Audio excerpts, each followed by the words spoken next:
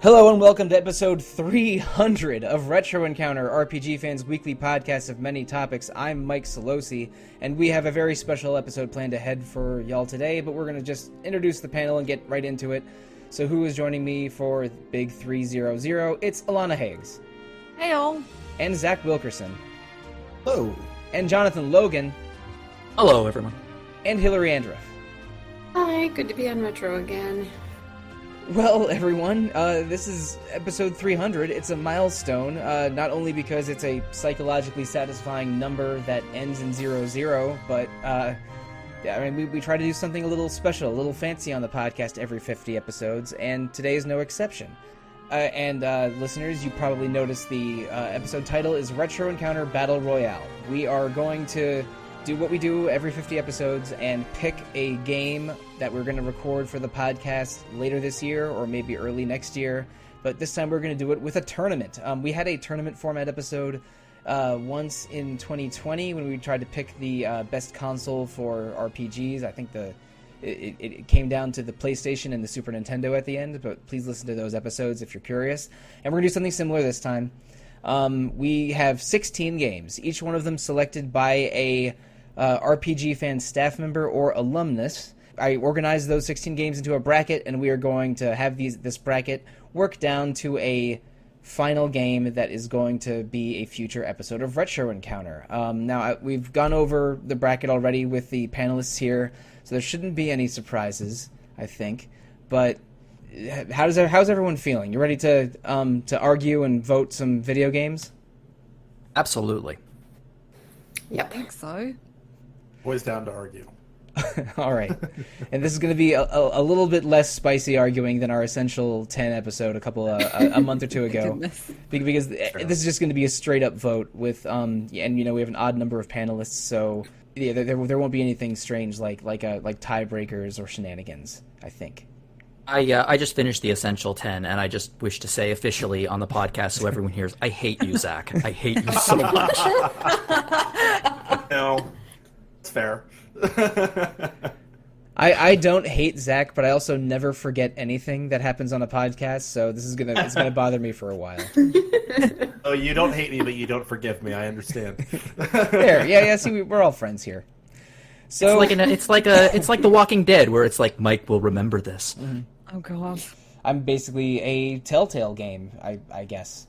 But anyway, there are no Telltale games on our list of 16, but there are a couple adventure games. We will unveil the 16 as the matchups go, and I've organized the list into quarters, just to make it slightly more like a college basketball bracket. And we're starting off with the Midwestern Division, with RPG fan denizens from Ohio, Illinois, Michigan, and Missouri. So starting off with the picks from Peter Triesenberg and Ava Padilla. Breath of Fire Dragon Quarter and Grandia 2. So these are two PS2 games that have had their predecessors on the podcast before. And I have played Grandia 2, but haven't played Breath of Fire Dragon Quarter. And I should mention that the only rules here are vote for your heart. Vote with your heart. If there's a game that you like more, you can vote for that. If it's a game you want to see on the podcast or are more intrigued by, vote for that. There's no wrong way to vote here, except you need to vote for one of the two games in question. So, thoughts on these two, Breath of Fire, Dragon Quarter, Grandia 2? You say PS2 games. I wouldn't play the PS2 version of Grandia 2. I would play the Dreamcast or the PC version. The PS2 version is the worst version of it, unfortunately. I can't vouch for that, but Grandia 2 PS2 is how I eventually beat the game. It's how I beat the game as well, yeah. I've played both of them, but I've only beaten Grandia 2. This is hard because Dragon Quarter is one of those games we were saying beforehand, it's had this kind of critical renaissance, which so many odd games in series do, Saga's going through the same sort of thing, and it's everyone now wants a bit of this roguelike style Breath of Fire game, and it's a popular game among staff, and we have a really great analysis on the site on Dragon Quarter, which did really well online and got a lot of people shared it, and it was a really fascinating read. I've always wanted to give it another go, but Grandia 2 is one of those games that I played right in the heat of my pre-teen or teenage years, and really loved it because it was just you know when you're like a teenager and you're really like you think you're edgy. That's what Grandia 2 is, kind of thing. It was like exactly the right kind of game for the time, and I do really like it. And it's one of those funny games that comes up in conversation with you, Sollosi, a lot because of a lot of the voice cast in there. Oh yeah, I love that the three main characters are the Blue Ninja Turtle, Princess Ariel from Little Mermaid, and FemShep is all sort of at different points of their careers. What more do you need? Yeah, it's a very unusual coincidence of voice casting. But I think Grandia 2 is genuinely good. I mean, it's sort of weird how Grandia 1 has this very innocent spirit of adventure, and then Grandia 2 has a bit of an edgelord anti-hero for its protagonist. But I'll let you do. But like with their visual style and their gameplay mechanics, it's Grandia 2 is just sort of a good evolution of Grandia 1. So it's a very good RPG. I'm just, for me, the vote would be: is it a game that I genuinely like, but I'm not sure I want to replay, versus a game that I have not played and I'm both intrigued by and worried about. Right. I mean, to me, this boils down to like what's better, like the podcast, because I haven't played Dragon Quarter either, but like I know that Dragon Quarter has its fans, and like there's a lot of interesting things about it, and I think that will probably lead to some really interesting discussion. But Hilary and I had a discussion about the original Grandia, and I think it would be great to like kind of do a sequel to it. And I also, if I'm voting with my heart, I mean like, what are more of our listeners going to be interested in? I feel like Grandia 2 is the answer. And I love going back to Grandia 2 because I reviewed the HD remasters of it. And I also played it at like my edgelord phase. And I was like, oh, Ryudo's like just like me. He's not like that now. It's kind of like reading Catcher in the Rye when you're young, and like reading Catcher in the Rye when you're later. Like, oh, I feel kind of bad for him now. But like, so I think that like with the battle system in Grandia 2, having played them back to back, just like it's the distillation of like everything that works really well about Grandia, and I think that it works incredibly well. And so that would be my vote personally. So did anyone else feel like they were this guy in their group of friends as a teenager, as opposed to Rito? Because that was me. But also the only thing I'd want to add is that Grandia 2's come up pretty frequently and hasn't had a shot on Retro yet, despite being discussed a lot, and I'd like to see it have a shot for my personal opinion. I think they've both come up quite a lot. Like Dragon Court has been on a few internal polls, certainly, and like almost every couple of months, I think Dragon Court comes up. But yeah, like I was saying, I like Grandia 2 too much almost, and I haven't played it in like 16 years, so I want to see where I'm at now with it. I've never played either of the games, but I think that for me, from what I know about them, Grandia 2 is fairly beloved, and Dragon Quarter is kind of infamous. Both of which make it both reasons why it should be on an episode of Retro Encounter. I'm detecting a little more interest in Grandia 2, but I think we should bring it to an official vote. Starting with you, Alana, which one are you picking? I'm going to say Grandia 2. All right, now Hilary? Grandia 2. All right, just to keep things interesting, I'll vote for Dragon Quarter. So it's 2-1 Grandia 2. Jono, what's your vote? Grandia 2. All right, and it's already decided, but Zach, make it official. Grandia 2. All right, Grandia 2 advances 4-1 for our first pick here. I'm updating our bracket. All right, so congratulations, Eva, and condolences, Peter, for your games making it or not making it. But we have another matchup to discuss, and it's the first matchup with one of our panelists involved.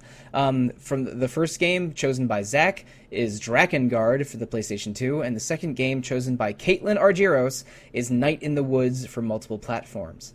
Drakengard is an early game from the Yoko Taro, a Retro Encounter favorite, and Night in the Woods is a sort of adventure game inspired, not really a visual novel, starring anthropomorphic animals with a very specific vibe to it that I've been intrigued about ever since I first heard about this game at an E3 many years ago. So let's go. Opening thoughts on Drakengard and Night in the Woods. Zach, you go first. I actually think this is an interesting matchup because, like, I played, I don't know, maybe like half of Night in the Woods. It's really interesting. I think that it has fantastic writing. I think that it is it captures a particular moment in time for a particular kind of person in a way that I'm not sure a video game ever has. And so I think that Night in the Woods is, in a lot of ways, brilliant. I didn't not finish it out of disinterest. It was just like, I don't know, like I think it was right around the time I got hired here, so I just had other things happening. But Drakengard is by Yoko Taro, and therefore it gets my vote immediately. If we're being honest here. I mean, like, the reason I have Drakengard on here is because like, I've never played it, and I really want to. And I know that Drakengard has its detractors in terms of battle system and stuff like that, but I know sort of where it goes, and I know it's the prequel to Nier. And if you're telling me something is kind of sort of in the Nier series, that is going to get my vote every time. And I've heard that it goes insane places and does really interesting things as long as you follow it all the way through. And I think that it would probably be really fascinating to talk about. Maybe even more than Night in the Woods. Night in the Woods is interesting, but it's interesting sort of on its face. Whereas Drakengard is interesting for lots of reasons because it's a Yoko Taro game. And I think that would be why that's why it's my choice, because I really want to talk about it. And technically, Drakengard might also be a prequel to Final Fantasy XIV, kind of, sort of. The way it sort of is. Yeah, Drakengard 3, maybe a little bit more, but yeah. Fair, right. Same universe. Yeah, but this is only... I only know that from my fairly deep knowledge of FF14 and much more limited knowledge of how the story of Drakengard ends and the story of Nier Replicant is set up. But I'm interested in both of these games. I own copies of both of them, and for me, it comes down to I'm not sure there's another game like Night in the Woods, which has just such really celebrated dialogue and a very peculiar and specific vibe that I think resonated with a lot of people. I know that RPG fan, former staff member Rob Fenner, was a huge fan of Night in the Woods. And while I am interested in all things Yoko Taro, I'm almost more worried about playing Drakengard because mechanically it is a dated and frustrating PlayStation 2 game. So I think I'm just more interested in playing a modern visual novel than a frustrating PS2 game. But so that's maybe teasing how I am thinking of voting. But Alana, Jono, or Hilary, what are our thoughts on Drakengard versus Night in the Woods? I did my research. I have not played either of these games, but Night on the Woods has been on my backlog for quite some time, and it's a game I've always wanted to play. So when I did my research, I looked at it and I was like, okay, I feel like every single thing in this game I could really relate to, like going back to your small town and seeing how it's changed and seeing how the people there have changed. My takeaway from researching Drakengard was, wow, it seems like there's a lot of child death in this game. A lot of kids seem to die in this thing. I don't think that a lot of kids die in Night in the Woods. I'm not sure. I think, but okay, I hope I'm not misrepresenting this, but I think one of the plot points in Night in the Woods is a group of kids hanging out that haven't seen each other in a while find a dead body, like almost like Stand By Me-ish, and then have to... That sounds like a good movie. Yeah. I don't know if any other Stephen King stuff happens, but there is definitely children or teens or young people going through some stuff in Night in the Woods, but I don't know about child death or child murder. So Alana, your thoughts on child murder? Whoa. Okay. Good grief. Well, yeah, I haven't played either of these games, and again, both of them have been on my radar for a while. Actually, no, that's a lie. I have played a bit of Drakengard a long time ago. Shouldn't have done. Was way too young. It went all over my head. I'm obviously a big fan of Nier, and I'm almost morbidly curious. When you've got games that have got such a reputation for playing the way that they do, and I want to see, now that people seem to get Yoko Taro a little bit more, I want to see how that kind of folds into it. I want to see how it folds into Nier a little better. I want to see how his writing has developed. I want to see how Cavia started off, because I think this is their first game, Cavia Studios. I think so too. I think they basically only made the Dragon Dragoon Drakengard games and the first Nier, and not a whole lot else. Yeah, pretty much. And yeah, but Night in the Woods has been right up there. Like you said, Rob Fenner really loved that game, and it's got 95. It's got that you were saying a vibe. That's exactly what I think of it. I know there are plot points about imposter syndrome. There's lots of depression. The writing is really good in the same way that Undertale's is, in that it's really relatably, like, it's very colloquial and relatable and very much like how I would talk maybe to my friends or something like that at the time. And it's absolutely something I want to play, but I'm so morbidly curious about Dragon God, and I've wanted to play them and beat them for a while, and I do not care how much suffering I have to go through. I've done it enough times for Yoko Taro. I'm willing to do it again and again. I think Dragon Guard would be very, very interesting to discuss. So I'm a little bit torn. I think because it kind of has this infamous reputation, and because it's the beginnings of a series that we all discuss a lot now, there's a lot to dig into there, but ultimately, I'm always pushing for the adventure games and the graphic novels, and Night in the Woods would be it would be such a good one. So I'd really like to see it on. I think it's time to vote. Zach, can I put you down for one for Drakengard? Can indeed. Okay, Alana, what's your vote? I'll say Drakengard 2. Drakengard 2? Okay, that's a surprise third entry. I knew you were Hey, going. hey, As I said it, I was I know. seeing where the conversation was going. Right. Alana votes for Drakengard as well. Why is it pick on me day today? I'm sorry, Alana. But, Jonna, what's your vote? Night in the Woods. And Hilary, what's your vote? Let's go to Possum Springs. I want Night in the Woods. All right, so with a vote of 3-2, Night in the Woods has it. Well. So congratulations. Zach. Apologies to Zach, and congratulations to Night in the Woods. I want to point out that this is your revenge. Your revenge is now over. This is maybe Your a little Yakuza bit... Zero revenge is at an end. Maybe a little bit revenge for Yakuza 0. Either my favorite or second favorite game I played in 2020. I have to admit that the only reason I would want to play Drakengard is just with the minimal amount of research that I did, I cannot for the life of me figure out how that is a prequel to Nier. Oh, One of the endings leads into the ending of the beginning of Nier, and sort of how humanity begins to become wiped out. Nier, if you play both, I'm sure it becomes more obvious. But I've read enough to sort of get a feel for how they work together. Yeah, and also we mentioned in Final Fantasy XIV, there's a connection to Nier. I should say a connection to Drakengard. Sort of the similar circumstances that start the Nier timeline happen in one of the Final Fantasy XIV raids, trying to avoid spoilers. But it's really, really cool. I am intrigued by Drakengard, but I just think if I were to sign up for a podcast episode in the next several months, I would be more interested in playing Night in the Woods than Drakengard, personally. For non-revenge reasons, I think that is just how I would go. I don't know, what better way would you want to start your year off by playing Drakengard? I can't think of a better way, but hey, you do you. Oh, wait a second. What's this? A new warrior has entered the ring! How are you doing, Mike Salvato? Am I in the right place? You actually came in at the perfect time. What? Indeed he did. Hello. Wait, hang on a minute. I'm Welcome, so confused. welcome, Retro Encounter, to our first surprise guest of the evening, Mike Salvato. Mike, you are here to speak your piece for a new matchup in our little Retro Encounter tournament. Oh, Oh my god, I love this. I'm happy to do so. Awesome. Where are we now? So where we are right now is that we are about to discuss your selection for the podcast, Breath of Fire 3, versus Hilary's selection for the podcast, Broken Age. Oh my So excited.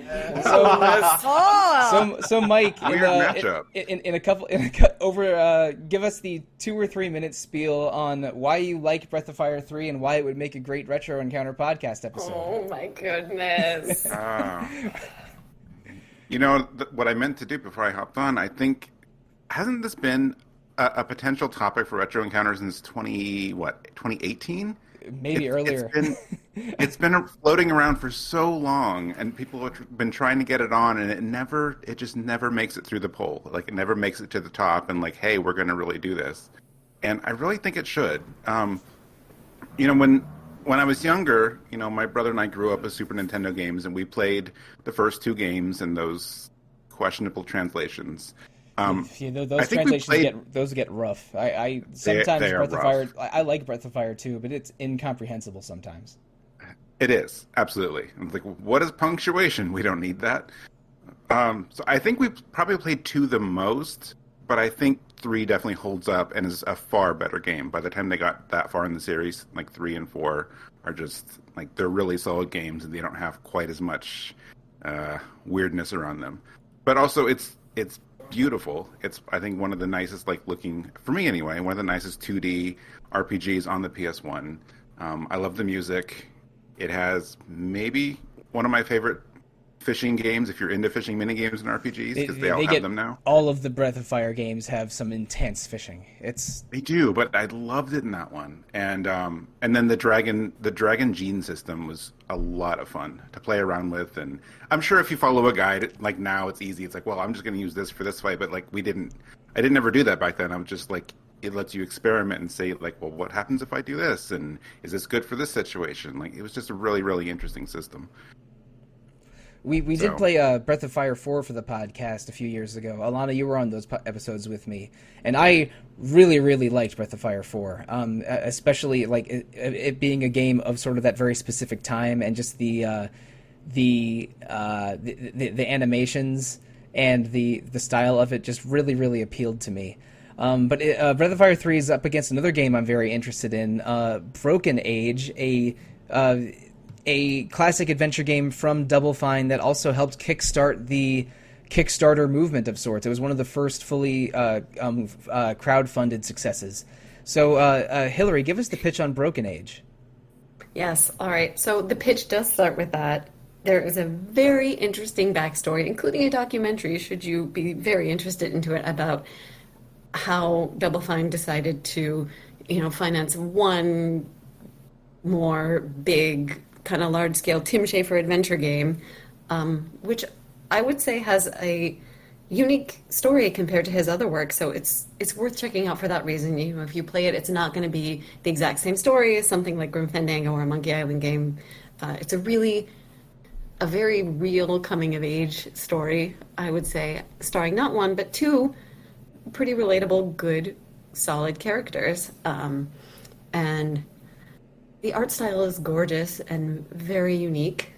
That's, if you look into the production process behind it, like they really wanted to spotlight a certain artist, and that shows, and they came up with some amazing innovations to make the movement in it look beautiful and smooth, and the environments as well.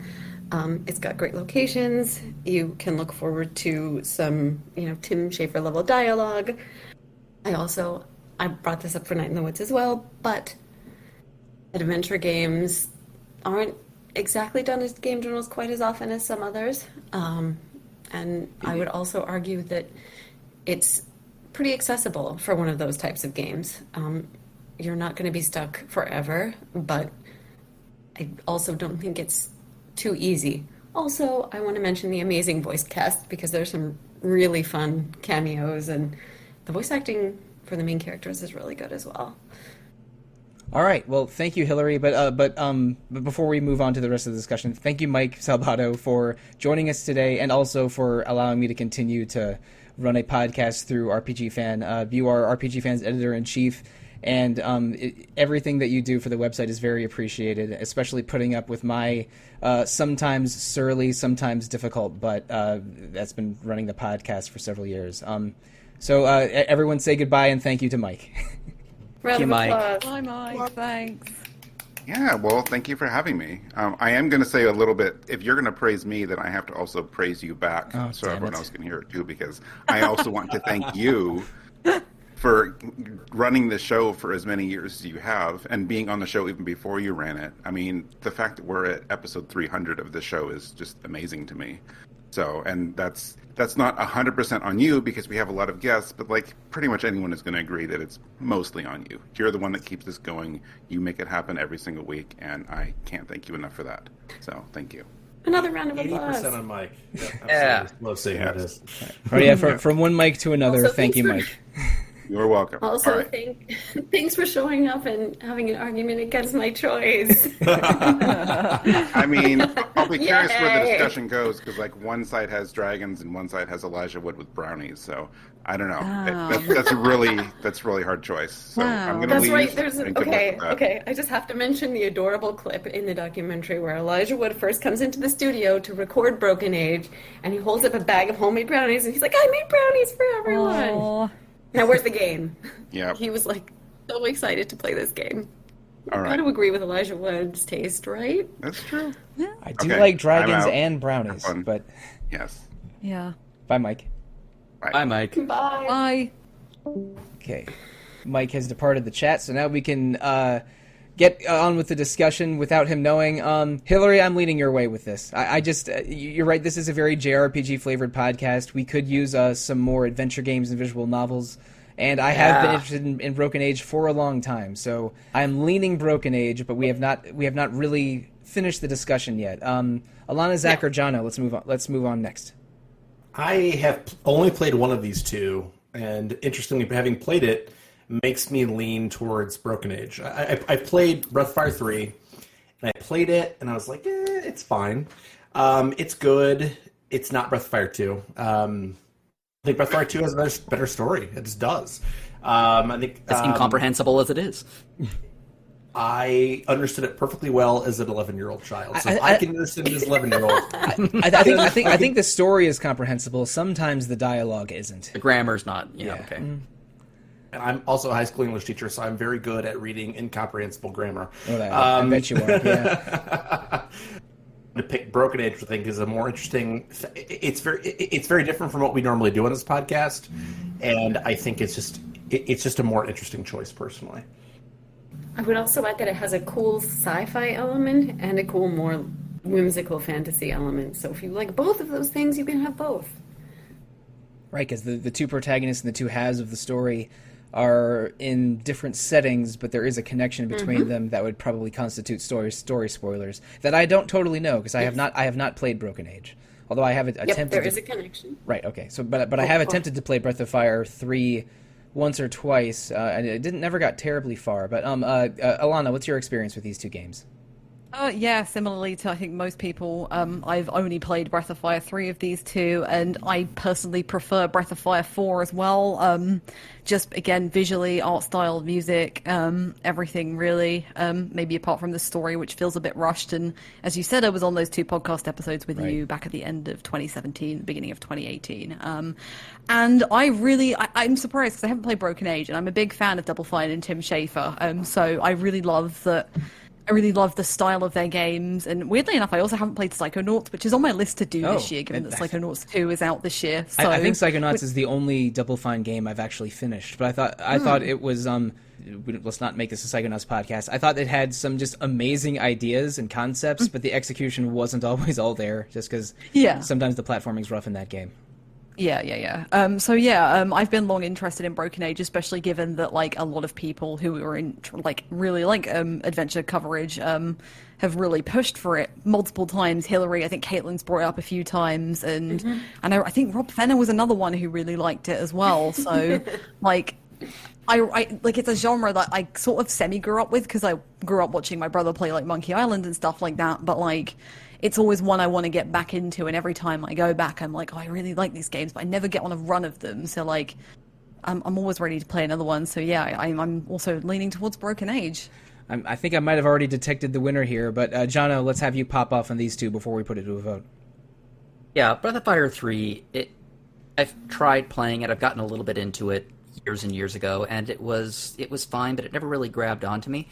Broken Age, I think it's a fascinating game for so many reasons. Like you said, Hilary, it's the story of the game. Not the story of the game, the story of the game is remarkable. It set off an entire chapter of gaming history using crowdfunding to fund the games, so that by itself is fascinating.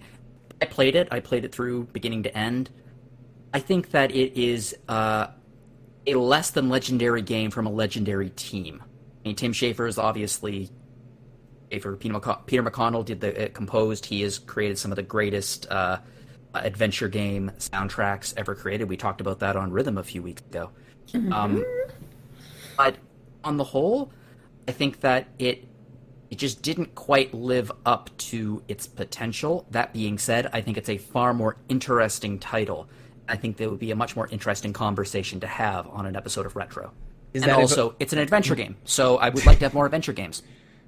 Okay, I'm not surprised by that sentiment from you, Jono. But am I interpreting that as a vote for Broken Age? That is yes, it's a definite vote for Broken Age. Hilary, can I assume that you're also voting for the game you submitted for the podcast? Yes. As interesting as it would be for me to turn around and vote for Breath of Fire 3. Don't do it. It's not worth it. Mike's pitch was just too good. All right, so that's already 3 for Broken Age. Alana, how are you going? I'm also going to go Broken Age. Broken Age wins in a 5-0 sweep over Breath of Fire 3. So despite all the nice things we were saying about Mike... Sorry, Mike. With apologies to our editor-in-chief, Broken Age advances to the next round. And now we have one more matchup to go in the Northeastern Division before we continue on. And I mean, I live in the North American East Coast, so this is where my game makes an appearance. And Hilary was able to defeat her boyfriend. Let's see if I can defeat my boyfriend. I've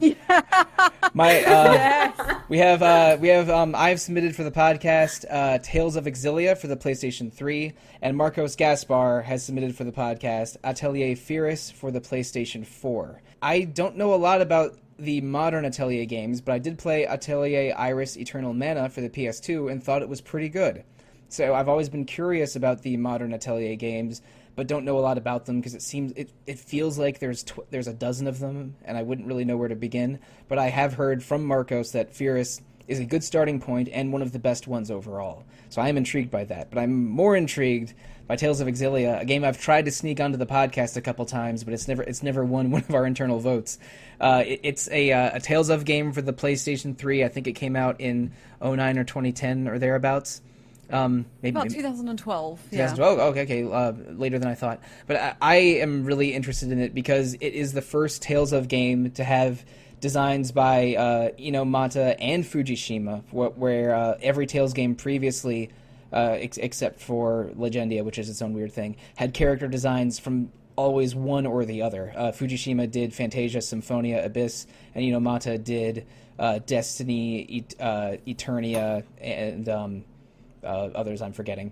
But was Graces an Inomata game? Graces with Inomata. Right, it was. Eternia was also Fujishima. Oh, it was? They usually alternated. So yeah, it was Destiny, Destiny 2.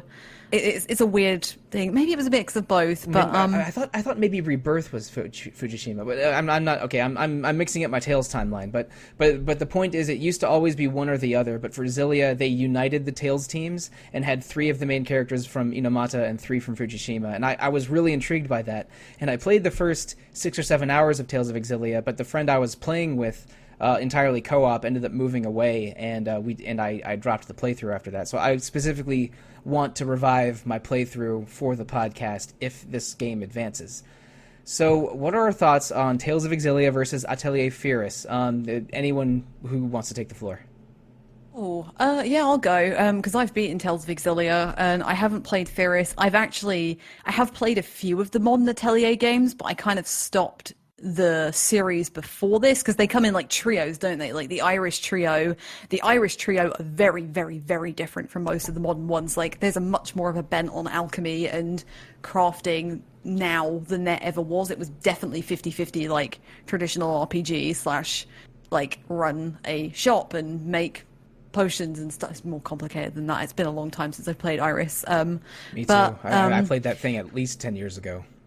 Atelier Firis, as much as I've heard it's pretty good, is one of the games that I very distinctly remember Derek Heemsbergen reviewing and hating. Like it was one of those ones where like this was one of the ones where like they essentially stopped like the English voiceovers and things like that. They kind of made them quicker releases over in the West, so they all had Japanese voiceovers. The voice acting was kind of exaggerated. And like, I think I'm glad because more of the modern ones, like the more recent ones, like the last couple, seem to have really picked back up.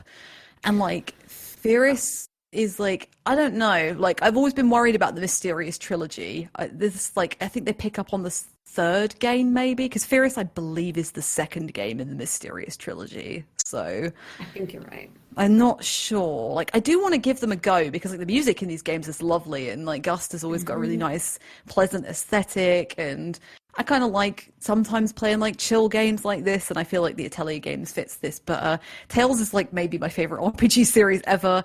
I am a bit of a defender of Exilia. I think it's a lot better than most people think it is. It's definitely got a rough end act, as 95% of Tales games do.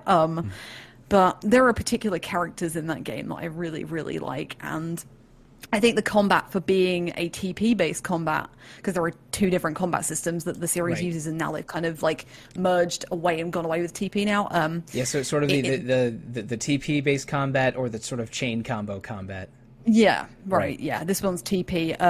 It's actually one of the Tales games that's probably better played on your own, because like the link system's good, but you can't link to your friend, so you limit who you can link to in combat. Right. But I think it works good with 2 players, but probably much worse with 3 or 4. Because because when I was playing with my friend, each of us had our point character, our main character, and then we got to link to one of the support characters. So it basically lets you play like a super-powered version of a Tales character, but the link system would not work with more than 2 players. But I was genuinely enjoying Tales of Exilia, and I think we had just met the 6th and final party member around when we stopped playing. Leia. I know what you got to. Yeah, right, the girl with the staff. Right. Okay. Yeah. But I was genuinely enjoying it until I stopped. So it's not for a personal lack of preference that I haven't finished this game, but I'd love to play it for the podcast. It's hard because like we haven't had a Tales game since Vesperia on the podcast, so that'll be nearly 3 years by the time we probably play this game. And like, but the thing is we've never had an Atelier game. Atelier. That's what I was gonna say. It's really tough for me because I'd like to see an Atelier game on show a lot, but I was gonna bring up that same review, and just hearing so many good things about Ryza and Ryza 2 recently, and also going back to our feature, suggesting that there are some other really good entry points for Retro to maybe do. I just, for my part personally, I think maybe Fierce isn't the right Atelier game to start with. Yeah, I'm looking at all of the reviews of Atelier games that we've had on the website. In total, there's about 24 or 25. A full half of them were written by Derek Heemsbergen. So he knows Atelier. Yeah. Furious is, I think, tied for his lowest score he's ever given. It's a real low score. Yeah, but it is. Yeah, and there are not 25 Atelier games listeners. Several of the games were multiple reviews for one game. But I think it's 24 reviews total, with 13 of them from Derek, or something like that. I mean, for the record, gave this a 65, but Exilia, Derek gave a 89. Wow. That's high. That's higher than I would give it, personally. Yeah, and Derek might be mentioned later in this podcast as well. We'll see. Personally, I have not played a Tales game since Fantasia. I've always wanted to. This seems like it would be a really interesting way to get into it. I looked at a lot of footage online. I gotta say, the real heroes of the RPG world are the people who make 30-minute to 45-minute retrospectives on YouTube. My God, these people are hardworking. They provide a wonderful, wonderful service to us all. Maybe we should give Greg a call and see if we can work out some of those for our website. Ooh. That's not a bad idea. That's not a bad idea at all, actually. I think Exilia looks really, really cool. I think the battle system looks awesome. I love the graphic style. I think it looks amazing for a PS3 game. I have absolutely no interest in playing Atelier games. I don't know. I've watched some stuff on them. I've heard about them. I've read Pat's. Pat wrote a feature about one of our So You Want to Start features about Atelier games. I have no interest in playing them. So yeah, I know exactly where I'm voting. And Zach, what are your thoughts on Exilia versus Furious? I hate crafting in games. Oh, there it is. So, and I also like combat. So that's pretty much the beginning and end of the way I'm going to vote here. I've been wanting to play I've only played 2 Tales of games. I've played Fantasia and I've played Berseria. So the beginning and end of those are literally the bookends of the series. Yeah, and Berseria I think is underrated actually as a video game, and it's not even. This is like the easiest vote I've had so far. Like I'm voting Exilia 100%. I have no interest in Atelier at all. So okay. Well, yeah. I mean, one series with sort of its signature action combat versus one series with its signature crafting elements, even though there is some cooking and crafting in the Tales series, that's 1 vote for Exilia, and I'll make it 2 votes for Exilia. It's perhaps obviously it's the game I'm supporting in this matchup, the one that I put up for the podcast. Alana, what's your vote? Yeah, 1 vote to Exilia. I'm sorry, Marcos. Hilary, what's your vote? Yeah, sorry again, Marcos, but I'm gonna have to vote for Exilia too. And say, I guess I'm not going to be playing Potion Craft with Zach. Very curious decision, Hilary, because we're talking about Tales of Exilia 1, not Exilia 2. That's the one with the cat in it. Hey. Come on. Ha, ha, ha.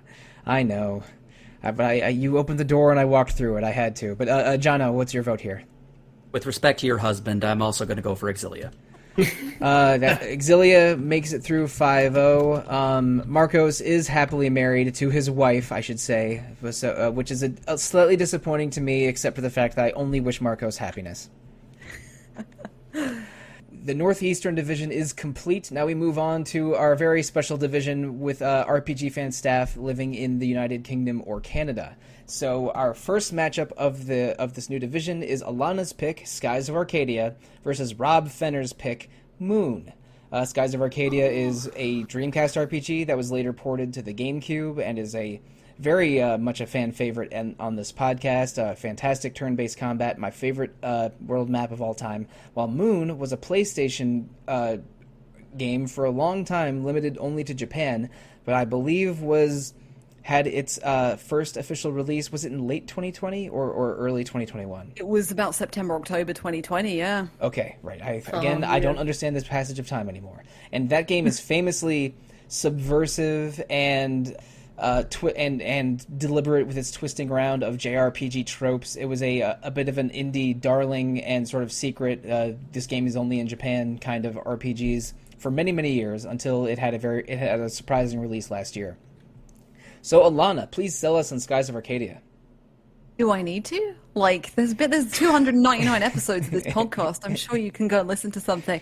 But yeah, Skies of Arcadia is my favorite video game of all time. But like, and I know previously it's been like a bit of a joke. Like we've said, like, oh, we'll get a remaster, I'll get re-release, and we'll play it immediately. And it's always been promised. And you know, we're nearly 21 years into it being around, and we still don't have that. And like, I know for a fact, that's maddening too, because Yeah. It would be my easiest purchase of all time if it got a remaster anytime in the next, I don't know, 3 years. If it was a $3,000 special edition, I would not think twice about buying it. Like, put it that way. But like, I know there are enough people who have it who want to play it. I want to talk about it all the time. I really want to talk about it on this podcast. There are so many fun discussions we can have. There are problems with it that I would love to hear fleshed out, especially nowadays within the passage of time, and I really love it. But this matchup is so frustrating to me because, like, if there is another game on this list that I would pick or would love to see, it's Moon. And Moon is subversive, but it's also maybe the biggest inspiration for Undertale. Like, the idea is that you are following the hero around, and you are bringing back the people or the enemies or the animals they killed. You're bringing them back to life. So it's like an anti-RPG, essentially. I think that's what they call it. It's Moon and that's anti-RPG. How it's marketed, yeah. Yeah, so it's like, it's such a unique and interesting premise that alone makes me want to play it. And like, there's a lot of chatter about the localization, which was done by Tim Rogers, formerly of Kotaku, now of Action Button. So it's something. Tim Rogers! I could do a podcast episode on that guy. Me too. He's an interesting cat and is generally a positive influence, but as a writer, he can be really frustrating. He can. Like, I find him really fascinating. Actually, I really enjoy reading it. If it can be very difficult and verbose at times. And he's been a champion of a lot of Japan-only games for many, many years, like for decades, in fact. He's been writing at least since the late 90s. Yeah, exactly. So, like, yeah, it's the most frustrating matchup for me, because I'm like, Rob Fenner, I love you, but, like, I love Skies of Arcadia so much. There's not really much else in the world I love more than it, so, you know. Yeah, this is the hardest one I've seen. The rest of them I knew exactly what I was voting for. This is the first one where I've been like, Urgh. Skies of Arcadia, I've completely missed. I did not have a Dreamcast. I did not have a GameCube. Yeah, and it's one of the only Nintendo consoles I've never had. It's just so interesting, and there's so much history, and also I've heard Alana rave about it on every podcast she's ever been on, and I really, really, really want to play it. On the other hand, I think Moon would be such a fascinating discussion on an episode of Random, talking about it as an anti-RPG, and I think it could really spur a lot of interesting conversations about RPG archetypes and mechanics and things like that, and how this game deconstructs them. I think that would be a fascinating discussion. So I'm going to listen to what everyone else has to say and then make up my mind, as both of these games, I think, are very worthy of retro episodes. I mean, I think the reality is, and this is, I love you, Sollosi, but like the reality is, like, if there is a game that defines Retro Encounter in terms of conversation, Skies of Arcadia. I mean, like, I don't know. I'm guessing that Lana's been on the second most episodes of the show outside of you, and Skies of Arcadia is the conversation that comes up the most frequently. And you know, when I'm thinking about like what people are going to be interested in listening to, and I think that Moon is a game that, like, as soon as it came out, like I've written like a bunch of things for RPG Fan in terms of like, I'm really excited this game is coming to America, et cetera, et cetera, et cetera. And like, it is a game that I am very interested in playing. But Skies of Arcadia is the most discussed game on this show, and I feel like if we have the opportunity to play it, it's the game we should play, and it's the game that I would vote for without a doubt. As much as, again, I agree with both Jono and Alana. Like, I feel like Moon is a game that I think would be great for this show, and we should bring up again. But Skies of Arcadia, that's going to get my vote 10 out of 10 times. Yeah, I mean, this is an extremely, extremely difficult matchup for me as well, because I'm a Skies of Arcadia fan. I played it on Dreamcast. I have the Whale Records vinyl of the soundtrack sitting near me right now. Oh, is that the one? Is that the one where the record is bright blue? Yeah, it's got that kind of like blue sky, right? Cloud effect, blue road color, isn't it? Yeah. Mm. It is ridiculous that we haven't played it for retro yet. I'm going to be honest, but I'd also really, really, really like to see Moon on the show. I think that would be amazing. I think it hasn't been talked about enough since it came out. And it probably still should be. I think for me it comes down to, because I think both probably might eventually get covered, I think for me it comes down to, what do I want to see first, potentially. Mm-hmm. And it has happened. It has happened probably a dozen times where a game for one of our memorial episodes doesn't win, but then gets done for the podcast 6 months later anyway. That has happened a very large number of times, in fact. So again, even if one of these games loses the vote, I could see either of them being a great Retro Encounter episode. I with apologies to Alana, I think for technical reasons I'm leaning towards voting Moon, because my copy of Skies of Arcadia is literally on loan to a member of RPG Fan staff who is not on this podcast. I would have to find a way to play it, maybe through emulation if we were to record an episode on it. So I think we're ready to vote. Even though I adore Skies of Arcadia, I have not played Moon, and I'm very intrigued by it. And would not mind buying the new re-release to record the podcast. So I will make one vote for Moon. And Alana, can I assume you are one vote for Skies of Arcadia? You can. All right, Zach, how are you voting? Skies of Arcadia. And Hilary, what's your vote? I think I'm going to make things interesting, and as much as I'd like to see both, thinking also about like the technical aspects and which I'd like to play, I think I might also vote Moon.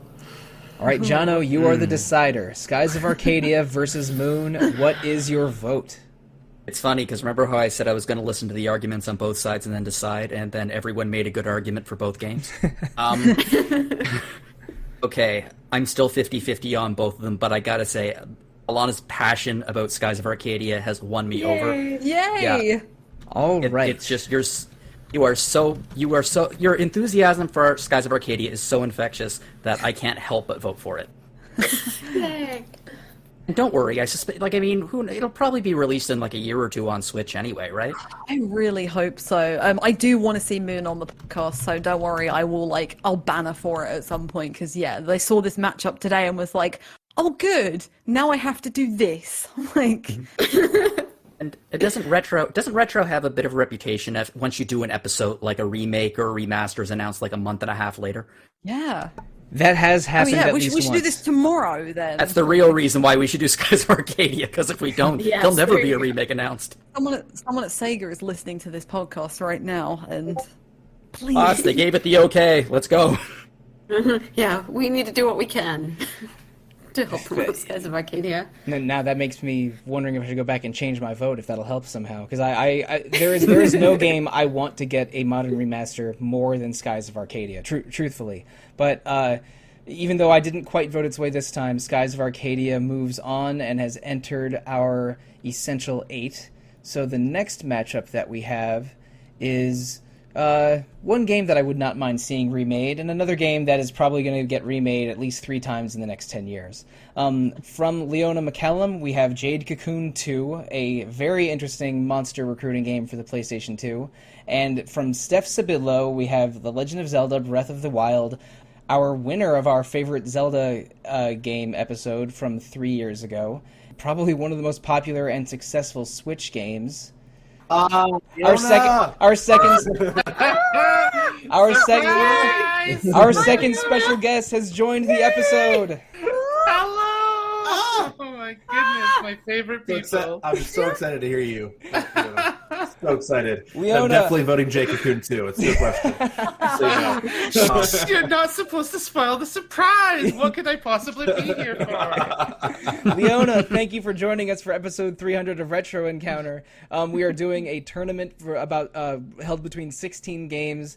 That's one of which is eventually going to be an episode of Retro Encounter, and we have brought you on to sell us on Jade Cocoon 2, a game that I know is one of your favorites of all time. So tell us a little bit about Jade Cocoon 2 and why it would be a great episode. Okay, well, my game's gonna win anyway, so we can go into it more on the podcast when it happens. But basically, it's a monster collecting game. It's a sequel to Jade Cocoon 1, which had some really great vibes, some really great aesthetics and music and atmosphere. But this one is a lot more fun. It's got a really cool battle system where the monsters you place are like on a ring around you, and you spin the ring to like different elements. So there's an earth element one where your earth monsters go in there. It's like defensive monsters, and the fire one, which is your offensive. Then you have the wind one, which is like status effects and stuff. And then you have your water one, which is your healing monsters. And you sort of like spin the wheel according to what you need tactically at the moment. So it's really tactical. It's really cool. The monster designs are fabulous. The characters, I think, are the best part. It's very gameplay heavy, so it's like it's got story and lore, and it's all very great. But the world that you go into to find these monsters is also good. So it's like, okay, so the protagonist from Jade Cocoon 1, Levan, it's 100 years in the future. At the end of Jade Cocoon 1, he becomes the savior and is now immortal, essentially. So it's 100 years later, and he has set up a temple of the beast hunters, and their job is to go hunt Kalma, which are like corrupted monsters, demons monsters. And so you come into the game as this fresh-faced wannabe beast hunter, and you can travel into the 4 elemental forests. And each forest has a different set of characters, and you follow their story as you go deeper into the forest. And this is the best part of the game. Like, beyond the gameplay, which is really fun, and the monster breeding, which is great. I love monster collecting games. Is the characters in each of the forests. So in the fire forest, you meet Nam and Wu. So Wu is an old guy whose town had been destroyed by these demons, and Nam is like his sort of like your rival of the game. He's kind of like antagonistic towards you, and the more you go into the forest, you find out more of the world and the lore of the series. The water forest is probably my favorite. That's where you meet Cure. So in this game, the monsters are called divine beasts, and she's like a water divine beast, and people keep trying to hunt her and kill her for sport. The Earth Forest has the Sweet Knights, which are a play on the Spice Girls. Oh God! Wow. Sold. So each of the Sweet Knights is named after a specific spice. So there's cinnamon, there's vanilla, there's cocoa, which, sure, why not? We'll count that. So it's this cross between the sort of Spice Girls and like a Japanese idol group. That's what they are, and they're all beast hunters. If you had said Super Sentai instead of Japanese idol group, I would have ended the discussion right there and moved on to the next matchup. And their story is really interesting. Their story is always, it kind of dives into like idol culture and sort of like in this world what that means, and the sort of group dynamics. Like they're all outwardly friends, but like in private they all have their own like issues going on. And the Wind Forest is Dr. Gil and Yamu, Yamu is a little pinecone man, and Dr. Gil has discovered him, and he is Yamu is like a version of the god of the world, essentially. So it's like a descendant, but they've eventually so descendant that they're basically useless. Like the all usefulness has been sapped from. And the Wind Forest is where you get most of the lore of the world and the universe that this takes part in, and it's really good, and it's really, really good. You can sort of recruit monsters to your party in each of the forests, and then, please correct me if I'm off here, sort of combine the monsters or fuse the monsters to create more powerful ones. And it's and in general, there's 4 parallel storylines, but by sort of going through each forest and maybe changing forests when you're at a certain level will benefit your party, and you're leveling the most. It's a really fascinating structure, and all 4 of those stories sound pretty good. I mean, each one of them sounds like its own JRPG. Yeah, they've each got their own little, definitely like a hook to them, and they're all so different that it doesn't seem samey at all. So it's really good, and the reason why you're going through these forests in the first place, because when you do your test to become a beast hunter, the main character, Kahu, gets corrupted by one of these demons that now is inside him, and it grows a tail, and it will kill him and take him over his body if he does not get the 4 gems at the bottom of each forest. So that's kind of the plot of the game. It's a very simple plot, but like the characters make it. I definitely think the characters are the best part, and also it's actually really challenging sometimes. Like the you fight obviously other beast hunters and sort of like Pokemon-esque battles, but we're using this battle system. But usually they're the hardest part, and they all use very different tactics. They really like use the battle system to its fullest, and each player definitely like has their own tactics for you to use, and it's really interesting. You can also really go your own style when you're using, so you can become like a wind focused player, and you can focus on status effects and switch to like the fire ring when you've really worn them down to nothing. So you can really like play it how you want to. It sounds fascinating, and I should mention I already have a copy of this game, because if there are 2 games that people on the podcast have convinced me to go out of my way to find, out of passion and enthusiasm, then Jade Cocoon 2 is in a tie with Marcos Gaspar's favorite, Steambot Chronicles. Two PS2 games that I knew nothing about before joining RPG Fan, and then went out of my way to find copies of. So I would love nothing more than to pop that copy of Jade Cocoon 2 into my PS2. So it has my vote, but Leona, thank you so much for joining us for episode 300, selling us on Jade Cocoon 2, and it has been lovely getting to know you over the past few years, and also watching your, let's say, your streaming career blossom, but also your game development career, because like over the course of getting to know you, you've developed your own Discord and streaming community, and started working on your own video game, and all of those things are amazing. We love and appreciate you, Leona. Thank you, Leona. You are the best. You are the best. I love you all so much. You're amazing. I need to come see you. It's not fair. How do we live in the same country and I haven't met you yet? I know, it's ridiculous. Doesn't your country have 4 countries in it? Yes, it does. I don't want to. We're not going to get into the technicalities. We're well aware I'm from the bad place. Don't worry. Break off soon, Alana. Break off soon.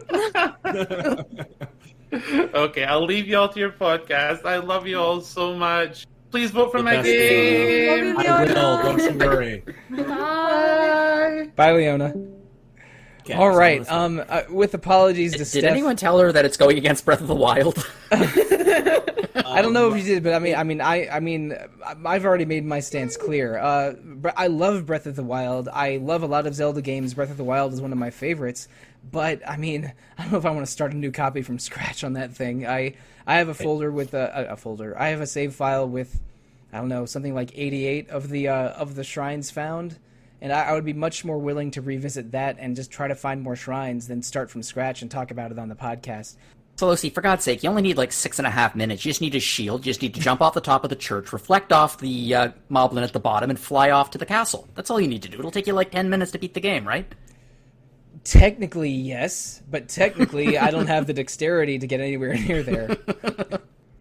Okay, so first of all, I've already made my stance on this clear on previous episodes. But also, like, how do you talk about Breath of the Wild? The story is, like, fine. Like, I don't know. And, like, there isn't much of one.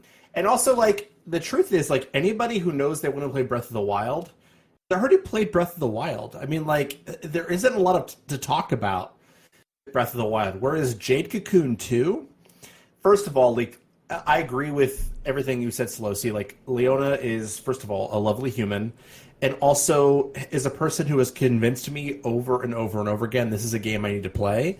It's a game that needs more coverage. It's a game that needs more conversation. Like, nobody needs to talk about Breath of the Wild 2 anymore. Like, I'm on record as saying, like, I think Breath of the Wild 2 is kind of boring.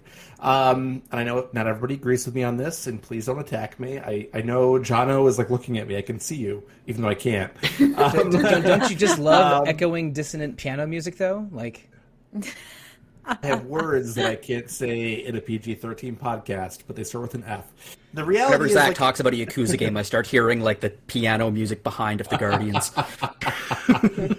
I just think that Jade Cocoon 2 is, like, way more interesting to talk about. People need to know about this game, and I love Leona, and it's going to be very hard for me to vote against one of Leona's games. I might in this bracket, but my vote is Jade Cocoon 2. 10 out of 10. You might vote against Jade Cocoon 2 eventually, but not this round. Not this round, no. So, Jono, what's your thoughts on this matchup?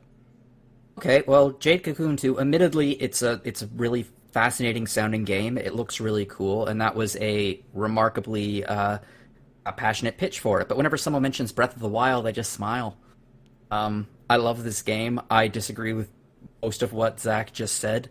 I don't think that... I agree the idea that there's not a ton of story there, but story's not the point of Breath of the Wild.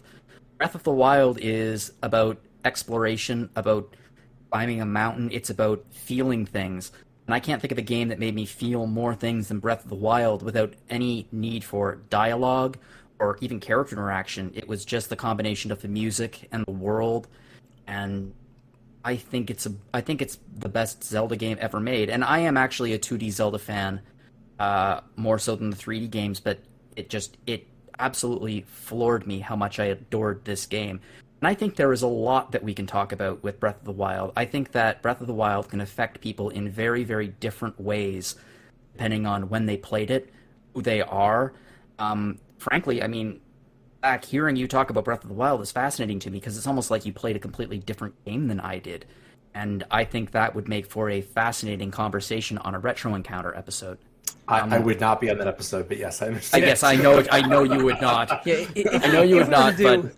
I feel like if we did an episode on Breath of the Wild, it wouldn't be about the story and the text of the game. It would be about the emergent qualities of the game, like what happens to you, and like the story that you create for yourself and the situations you found yourself in that probably weren't attached to like a very specific plot moment.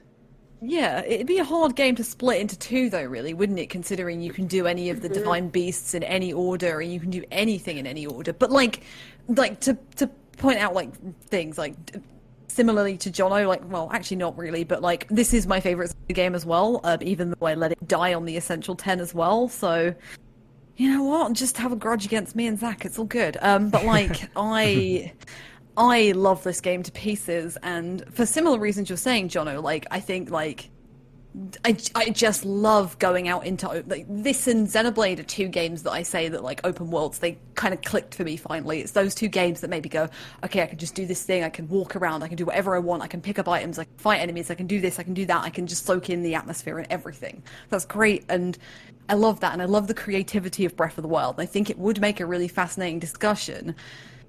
However, I love Steph pieces, and I love Leona's pieces, and Jade Cocoon 2, I think, is like, we haven't really done a monster collecting game. Not since Pokemon, way back in 2016. That was early 2016. Goodness, also, right. it was before I started editing the podcast, I think. How have we not done one with the more recent resurgence of Monster Hunter? Yeah, that's surprising. Well, okay, we have done yeah. We have done two Monster Hunter episodes, but this is a different kind of monster hunting and recruiting. And you didn't do Monster Hunter stories. Yeah, yes, true. Oh, yeah, and we also did two episodes on Dragon Quest V. But Jade Cocoon 2 is very, very specific about it in the way that Monster Hunter and Dragon Quest V are not. Yeah, Right. I'd like to see I like. guess I shouldn't be lumping them into the same category. No, but it's- it was just kind of. No, not at all. You weren't doing that at all. But like, yeah, I just think I'm interested in Jade Cocoon 2 because it's such a small. I think Breath of the Wild wouldn't be my next Zelda choice for a game journal. I'd be really interested in hearing about it.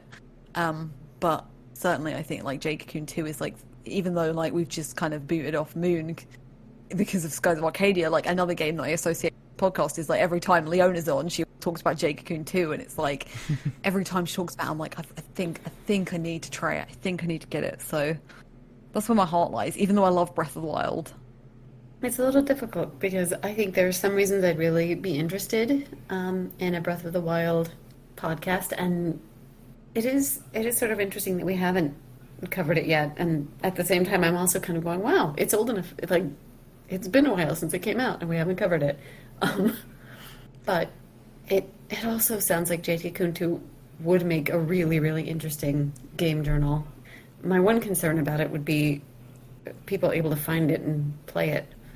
It wasn't that hard for me to find. I just searched the website of my local used game store, and they had a copy available for like $25 or something. It's out there, and we look at reviews for Jade Cocoon 2. Mainstream outlets gave it sort of above average reviews, like 75 to 85 range. But then when you look at the user reviews, they're like all 10s out of 10. Like the people that find Jade Cocoon 2 and connect with it really like it. So, which I think is anecdotally matches the conversations that I've had with Leona about it. Right. I was just wondering about it because it's one I haven't seen around a lot here, but I also haven't intentionally been seeking it out yet. I had not heard of it prior to that's meeting good to know. Leona. Mhm. I have seen it in the wild. I haven't purchased it, but it wasn't like Shadow Hearts or Xenosaga 3 expensive. Let's Right. put it that way. Oh god, yeah. Xenosaga 3 is maybe the one game missing from my PS2 collection that is too prohibitively expensive now, because I have a bunch of uncommon Don't do PS2 it. games. It's not worth it at this point. Yeah. I have to wait for a digital release of that series. That may not happen. But, okay, we're not talking about Xenosaga anything. We're talking about Jade Cocoon 2 versus Breath of the Wild, and it's time to vote. I made my stance clear before. I'm voting for Jade Cocoon 2. Jono, what's your vote? I am going to vote for Breath of the Wild. Zach, what is your vote? Jade Cocoon 2. Now, Alana, what is your vote? Jade Cocoon 2. All right. Hilary, what is your vote to give us a final five? I think I'm going to vote for Jade Cocoon 2 as well. Oh my gosh. All right. Jade Cocoon 2 beat Breath of the Wild. I'm so excited. Now, we are not out of the forest yet for Jade Cocoon 2. I was going to say, Leona, I love you so much, but now we're competing. I feel like I should have voted the other way. Well, we'll see, because Skies of Arcadia versus Jade Cocoon 2 will happen later in this podcast, but it's time to move to our final division, and it is comprised entirely of current or former podcast hosts. This is the Random Encounter division. And for our first matchup, we have Jonathan Logan's selection, Final Fantasy Dimensions, which is a mobile-only Final Fantasy game that was released in separate chapters, but now you can find in a total package quite easily. It was released in the early 2010s. Up against a choice from Derek Heemsbergen, Shining Force, which was a very early strategy JRPG for the Sega Genesis, and the Shining series continues with increasingly questionable games going through the 2010s. But the original Shining Force, I should say the early Shining Force games, are definitely fan favorites. So, Jono, please go into Final Fantasy Dimensions for us a little bit. Final Fantasy Dimensions is a game that not that many people actually know about. They've heard about it, of course, because, it kind of exists out there, but they've never played it. They've never really gotten into it because many people just don't really play RPGs on a mobile device. When it came out, I heard about it, and I downloaded it, and I really, really enjoyed it. It's almost like... it's a pitch-perfect SNES era Final Fantasy homage. At times, it almost borderline looks like a ROM hack of Final Fantasy V. There are elements from every single 2D Final Fantasy game in it. It's absolutely packed with Easter eggs. It almost feels a little bit like Bravely Default in what they were trying to do. But while Bravely Default moved the Final Fantasy, like the SNES era Final Fantasy framework forward, Final Fantasy Dimensions just lives in it. It's just like getting in a warm tub of Final Fantasy 2D goodness. I will admit there are a few issues with it. I decided to play it again before we went on this podcast.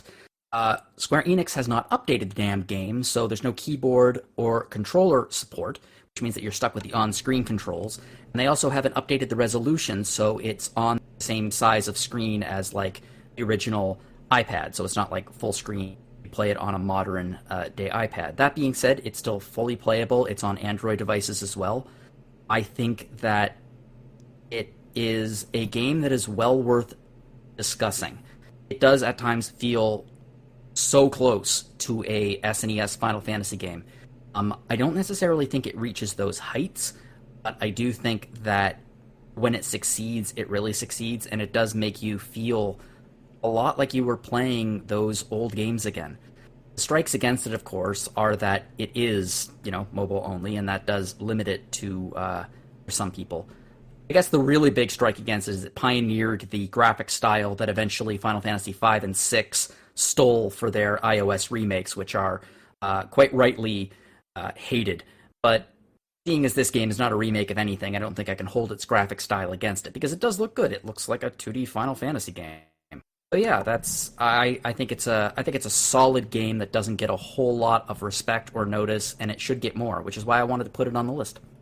Yeah, when I was doing research on this, because it's a game that I had seen pop up on, like, say, news stories when it was being released, but don't know very well. It looks like Final Fantasy V. It has that sort of NES and SNES Final Fantasy characters on one side, enemies at the other side kind of view. But it also has a job system clearly inspired by FF3 and FF5, and I think with every new chapter, when they were releasing it piecemeal, added jobs to unlocked, which would have been a motivating factor for me, because I love a JRPG job system. Yeah. And what's really cool about it, too, is that you get to try the jobs before you actually... With every chapter, you get a guest character, and that guest character is the class that you will eventually unlock at the end of that chapter. Oh, that's cool. So that's pulled from Final Fantasy 2. But for me, this is, choosing between a game that I'm interested in but would be hesitant to play because I don't own a tablet, and I don't love playing RPGs on my phone, versus a game that I've always sort of wanted to try, and I do have on my Genesis Mini, which is a device that I love.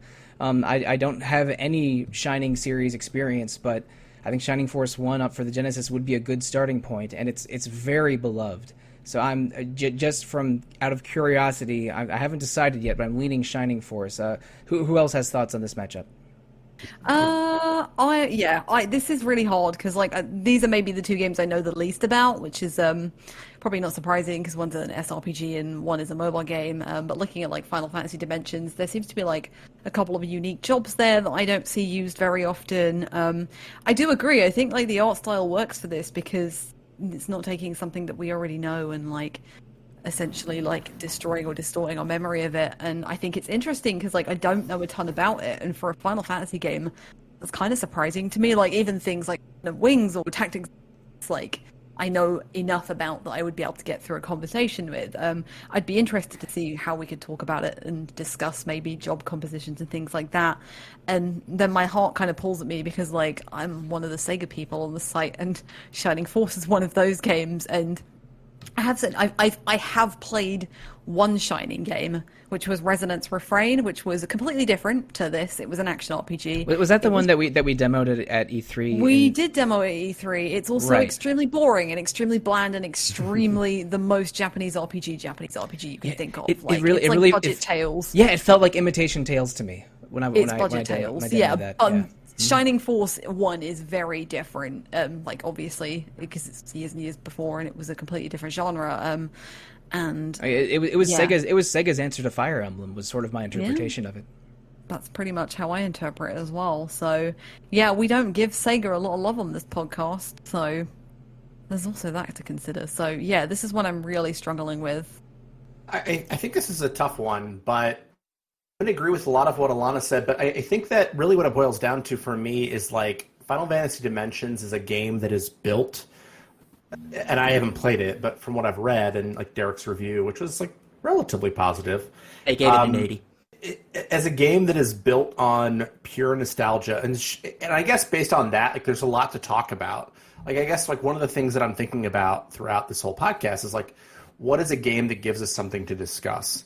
And sure, like, we could talk about Dimension's story is, like, entirely driven by Final Fantasies 1 through 6 and, like, things that happened in Final Fantasies 1 through 6. But to me, like, Shining Force, like, as an early SRPG, and it gives you more to discuss in a more interesting way. Like, what is it about Shining Force that drove the genre forward in different ways? And, you know, I've never played either of these, but, like, I'm interested in playing Shining Force, and I'm not really interested in playing Final Fantasy Dimensions as much as, like, I've never played a Shining game, and I've played almost every mainline Final Fantasy game. I'm more interested in playing something that is, like, driving the genre rather than something that is just, like, stealing from earlier games in the genre, personally. I think it could be potentially really interesting to see a retro panel react to something that's essentially what sounds like a good homage to those early Final Fantasies, and something that gets sort of those nostalgic qualities right. Because a topic that comes up a lot is just the sheer number of games that try to do that and do that with varying degrees of success. I think that aspect is really interesting. Thinking about it in terms of, like, what I'd like to see on retro potentially, I would love to see us branch out and do more SRPGs, more kind of sub-genre categories. So I'm a little bit torn as well. Well, we are all a little torn, except for maybe Jono, but I think it is time. Well, to actually, that's not quite true. I got to admit, what? like, when you paired my game against Shining Force, yeah, I figured I was supposed to defend my game and explain why I think it's worthy on the list. I have played all of Shining Force, and I played Shining Force 2. They're two of the only RPGs that I've actually played for the Sega Genesis, and I like both of them. I think they are solid examples of SRPGs. I think Shining Force 1 is not the best example of the series. I think 2 is a far superior game. I hear that Shining Force CD is incredible. Yeah, people love the trilogy on the Saturn, but I think only part 1 of the trilogy was released worldwide. It's not the trilogy. I mean Shining Force Sega CD. Oh. Sega CD has an actual. It has a direct sequel to Shining Force 1. Oh, I see. Yeah, I know so little about the series that I skipped one. Yeah, I'm a fan. I think it's a very, very good game. I think it's a really interesting matchup because it is an example of a game that's from the period versus a game that is emulating from the period. And as such, I'm still in favor of my game because I would like to see more mobile RPGs on here. But I understand why people would vote for Shining Force because it's a solid part of Sega Genesis RPG history I'm sorry, Alana, of which there is not a ton. Yeah. And it was a bit of a life raft for a lot of RPG fans for the Mega Drive and Genesis. So I totally understand why people would vote for it. Yeah, I've only played one Sega Genesis RPG, and you can hear about my experience doing so on some 2020 episodes of this podcast. Oh yeah, it's a good time. Yes, the Genesis was the Mega Drive was all we had for most RPGs. Like, we didn't get most Final Fantasy games or any of them. So That's actually really funny because it's the complete opposite in North America. Yeah, no, It was like you want to play RPGs, you get a Super Nintendo. yeah, I know. but we're not talking about the Super Nintendo. We have to talk about mobile devices and the Sega Genesis. It's time to vote on this matchup.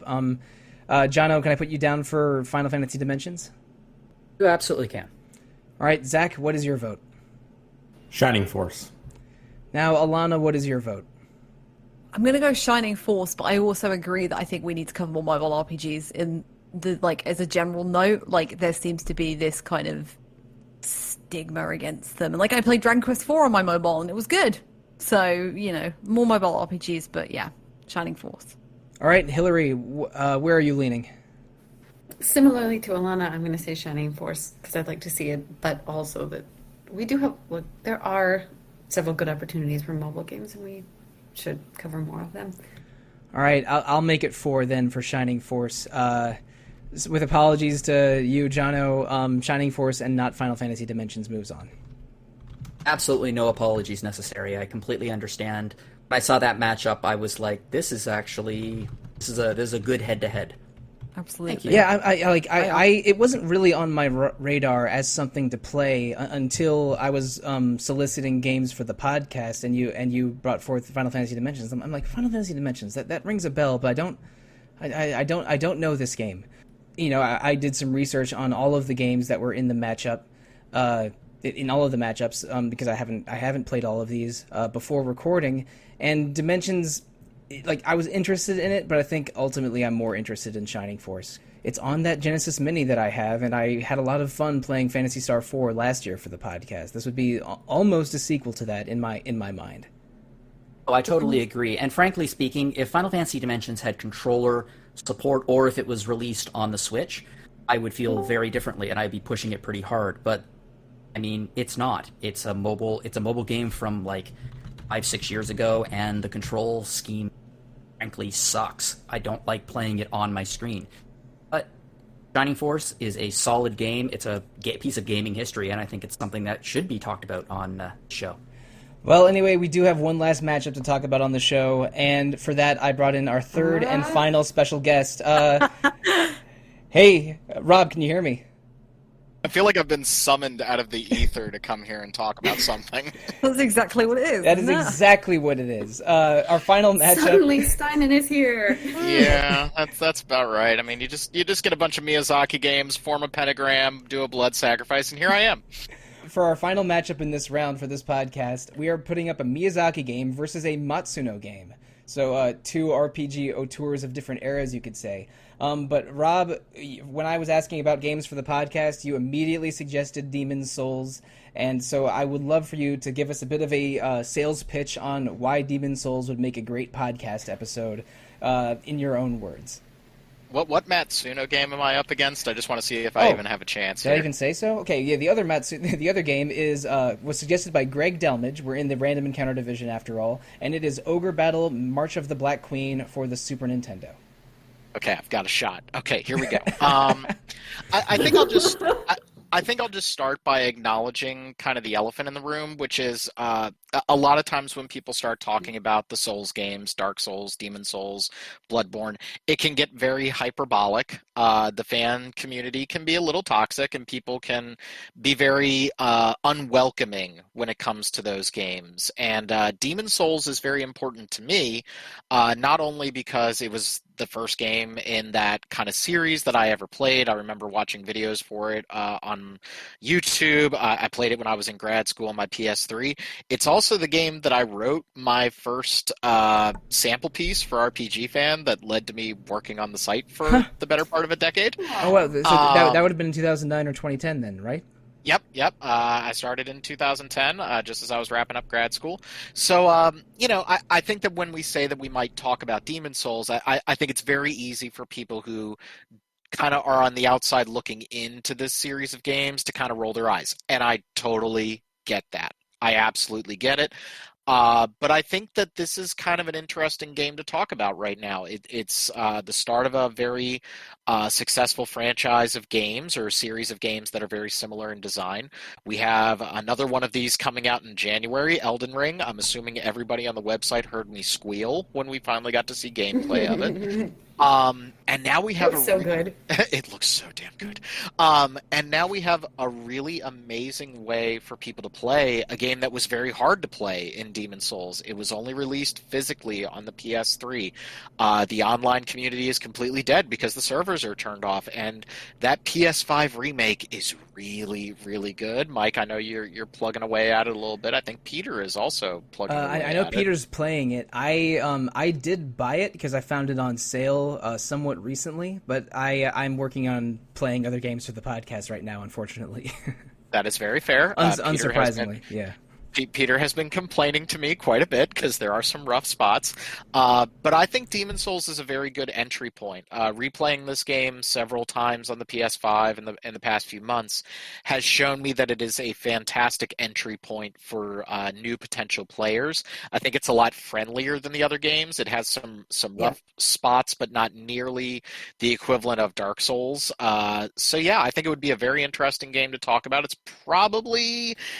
If I, at the risk of being hyperbolic after saying that people can be hyperbolic about these games, it's probably one of the most influential games of the past decade. Like when it comes to asynchronous multiplayer, when it comes to the indie game movement, Demon's Souls is kind of the start of all that. And so I just think it would be an amazing game to talk about. And we can also talk about it in a vein of helping new players. And I do mean that. That's not meant to sound condescending. I've really enjoyed talking to Peter through it and been like, yeah, if you go to this one area and you get this ring, it's going to make your life a lot easier. And he's like, oh, I got to check that out. There's always a counter with Demon's Souls. And I think that's what'll make it a really fun game to talk about is what I might find difficult, Mike, you might find really easy. Or what Alana finds difficult, she might think that another part is really easy. So like it's a very interesting game to talk about. And I just think we would have a ball with it on the podcast.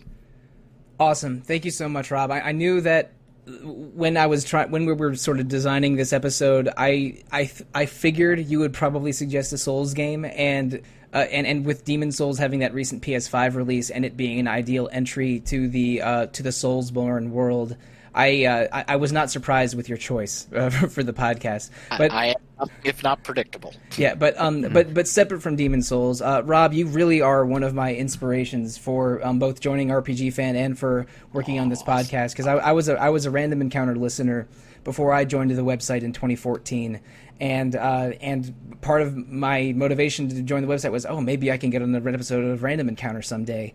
And now I am 300 episodes into a podcast that I've been running for quite some time and has become a big part of my life. And also, Rob, I just miss seeing you because I miss you too. We've hung out in person a couple times, and the pandemic and everything else has made that much harder. And I hope sometime I can visit you in central Pennsylvania before too long. I would very much enjoy that. We're closer to eastern Pennsylvania, not central. My bad. No, that's totally fair. My grasp of Pennsylvania geography is not the best. But yeah, no, I definitely want to see you again at some point, Mike. I really appreciate the kind words, and good Lord, 300 some episodes of this thing. You lapped me pretty bad at this point. Yeah, I don't remember when, but sometime in the past 6 or 7 months, Retro Encounter passed Random and Rhythm combined in terms of episode count. It's not about quantity, but sometimes I don't mind mentioning the quantity. That's fair. That's fair. So yeah, definitely vote for Demon's Souls, people. But you can't go wrong with Tactics Ogre. I wouldn't be upset about that too. It's not Tactics. It's not Tactics Ogre. It's Ogre Battle. Screw that game then. No, I'm just kidding. I'm just kidding. I'm being nice here. Anyway, thanks for joining us, Rob, and I hopefully I will be able to see you and Jackie and your menagerie of animals before too long. Yes, all the animals. Toby misses you, and so does Dixie. Dixie is a very, very sweet cat that slept in my bed with me when I visited you at your home. I miss all of them. Aw, thank you. Well, y'all take care now. Bye, Rob. Bye. See you later. Bye. All right, so I've got to mention something like right off the bat, actually.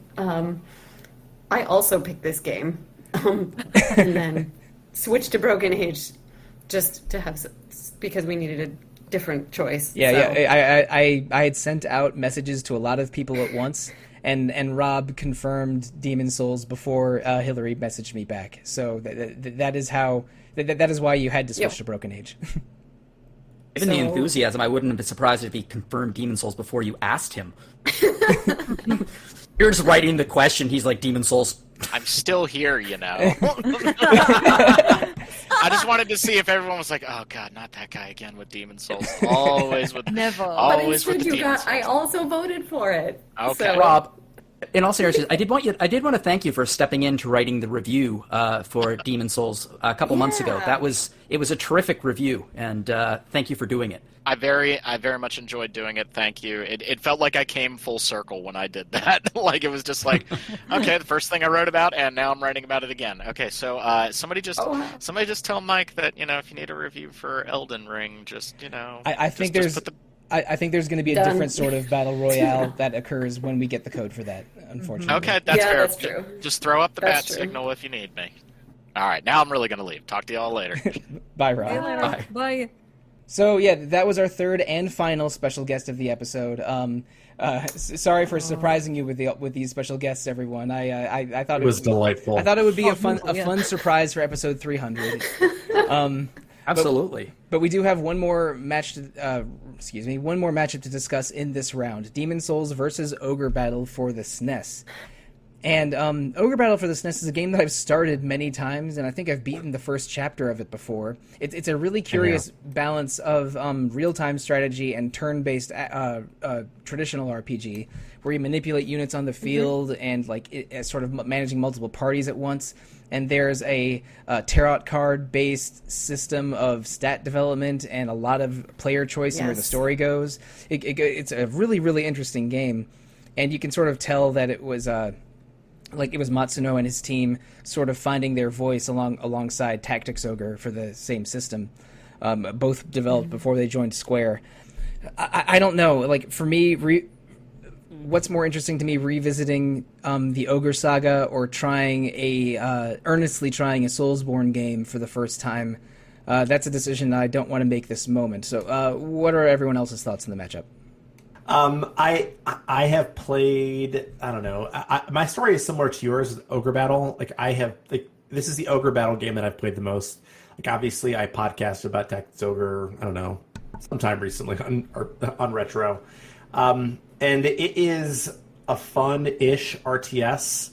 But I agree with most of what Steinman just said about Demon Souls. I have never even gotten to the first boss of a Soulsborne game because I am bad at video games, but it feels significant to me in the ways in which it has influenced the genre.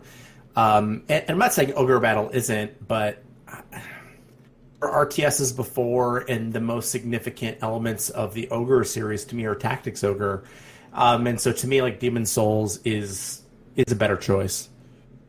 Yeah, I was literally just going to say, how have we not done a Soulsborne game? How? It's maybe one of the biggest RPG series going around now. Elden Ring is probably a lot of people's most anticipated game.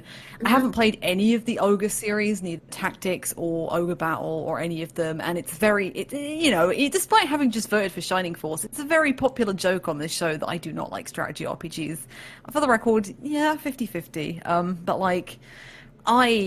I'm just kind of shocked that we still haven't done any of the Soulsborne series games, the FromSoft stuff, and I was surprised that it wasn't Bloodborne or Dark Souls 1, because Dark Souls 1's available on everything, and I think PS5 availability's getting there, but at least if you've got a PS3, then you'll just have to get around the offline capabilities. But I think there can be some really fascinating discussions about how lore is tied, because Demon Souls, the Soulsborne games don't really, they have stories, but they're very much told in a very different way through item descriptions, through quests, through everything else, through atmosphere, and I find that really interesting. Again, I've not really played much of any of them apart from a bit of Bloodborne, and I've seen someone play part of Dark Souls 1 and 3. But yeah, I find them really fascinating games for discussion, and I think that would be where my vote would go, is because just I'm fascinated by Soulsborne. I just haven't made the jump yet, so I'm interested to see what people think and hear discussions about it. Remarkably, I do have legal copies of both of these games, but the way I can play Ogre Battle is slightly unusual. It was released for the Wii Shop,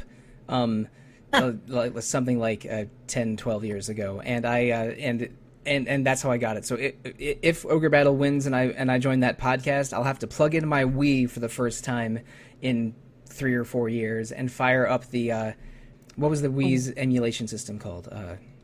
Oh God! Virtual console. Virtual console. That's it. Yeah. My virtual console copy of Ogre Battle for this. That's where it would go. But Jono, where would you go for this matchup? It's interesting. I loved Ogre Battle when I was a kid. I never owned it, but I do remember renting it from Abercrombie Video a ton of times when I was small. And OG random encounter joke. Abercrombie Video. wasn't even meant as a joke. I genuinely did. Yes, that is a small town video store in New Glasgow, Nova Scotia. But yeah, I remember renting it like a lot when I was a kid, and I remember my mind being blown by the voice samples in it and Fight It Out and things like that. Yeah, and I don't think I got very far in it because, considering my age, it was way too complicated for me. It was so complicated that I don't even think I understood the complexity of it.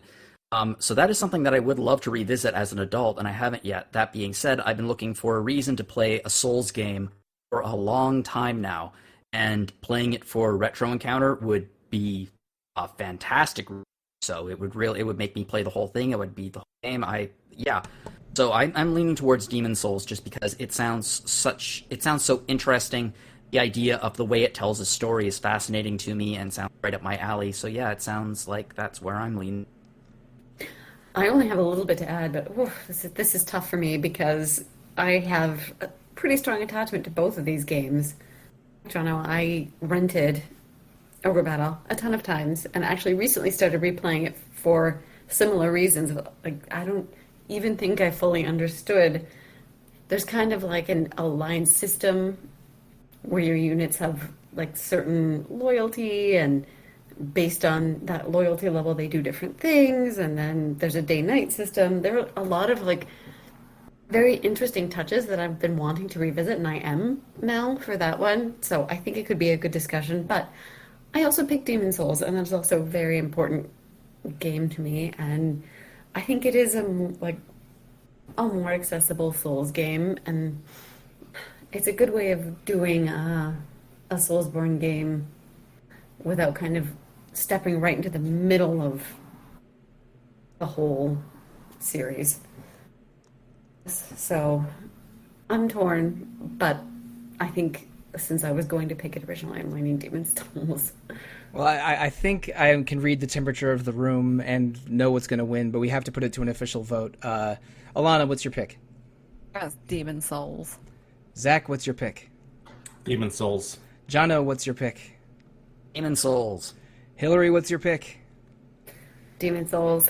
And that makes it a 5-0 clean sweep for Demon's Souls. Thank you, Greg, for submitting Ogre Battle for the SNES for the podcast. Like Jono, that's a game I rented from a video store many years ago, but I was definitely 12 and didn't understand it. And it was an Errol's video in Springfield, Virginia, by the way. But it will not have its chance on Retro Encounter yet. So that means, with our third special guest and our eighth matchup, we are finished with the Stylish 16 and moving on to the Essential 8. These are games that we've already discussed in detail, so hopefully this won't go quite as long as the previous round. But we got to start from the top again. Who will be the Midwestern Division champion? Grandia 2 or Night in the Woods?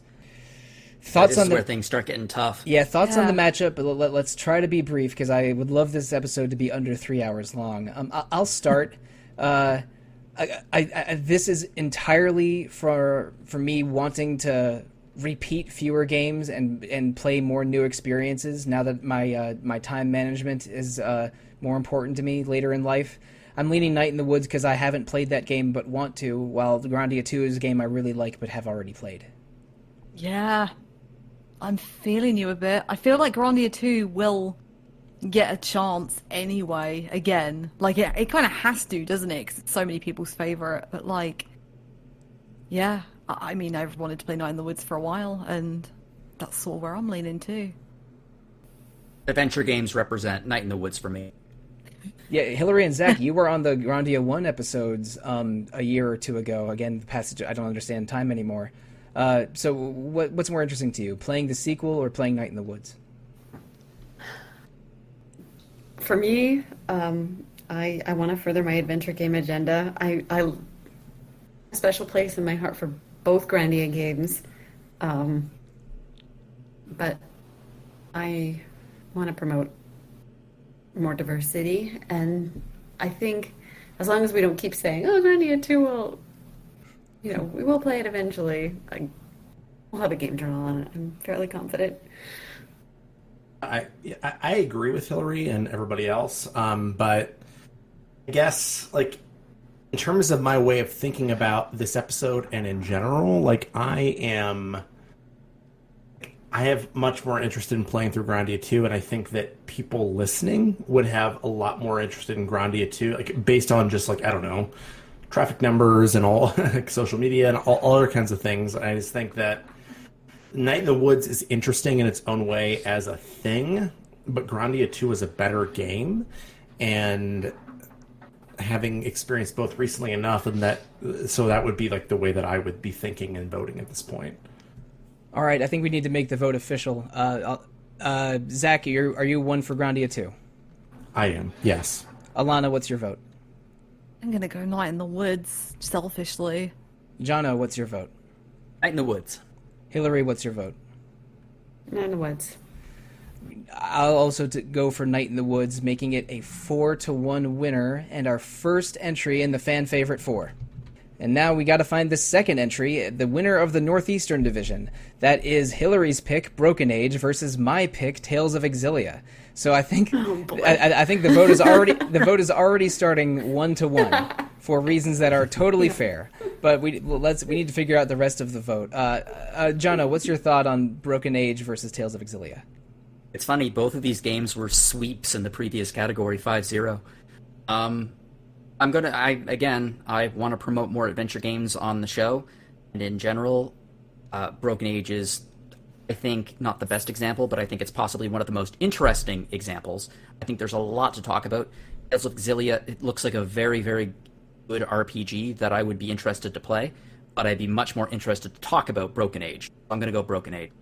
Oh yeah, we can vote while we discuss. I don't mind this at all. Alana, your thoughts on the matchup and then your vote at the end. Oh God, I feel like having just voted for an adventure game, I want to go the other way. And because we haven't had a Tales game for a while, and I'd like to have a bit of a chance to maybe stick up for Exilia for a little bit. I don't think it's the best game in the series. Like, I think it's like I used to love it, and I don't love it used to, but I certainly think that it gets a bit more of an unfair rap, but also I've been known to have controversial Tales opinions, so hey, let's make everyone angry. I'll vote Tales of Exilia. Let's do it. Go on. Alana, maybe I'm misremembering this, but I think, like, shortly after I met you, or in maybe one of our early discussions, you told me that you loved Tales and that Exilia was your favorite. So it used to be. Okay, yeah, so it did. Okay, so in something like 2015 or 2016, Exilia was your favorite. I'm not misremembering that?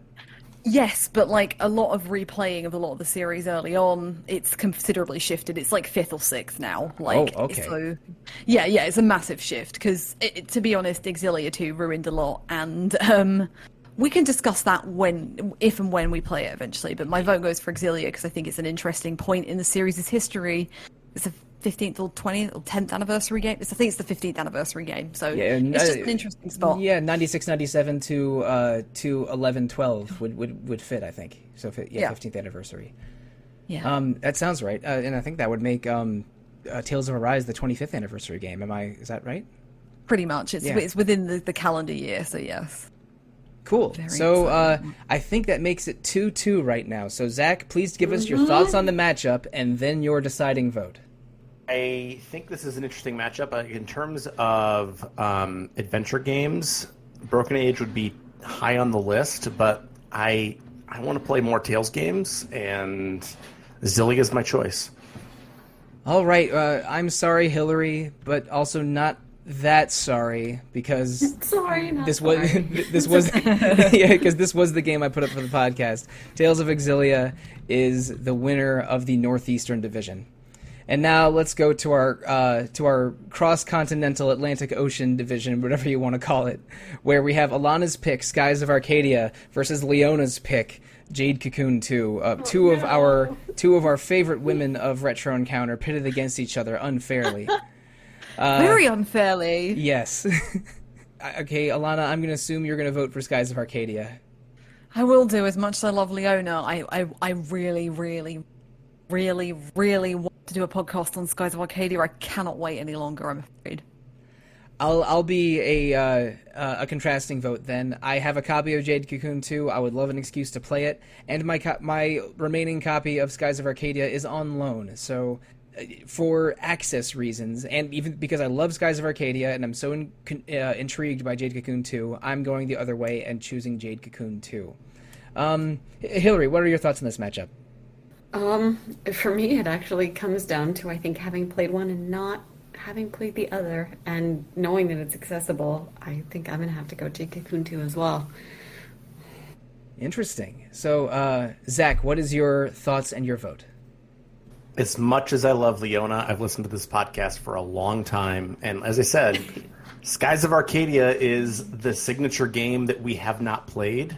It's time to play Skies of Arcadia. Skies of Arcadia is my choice. Really? Ahead of Beyond the Beyond for the PS1, our signature game for the podcast. I mean, I considered nominating that, I'm going to be honest with you. Just for you. Or Kingdom Hearts 2, or any Kingdom Hearts game.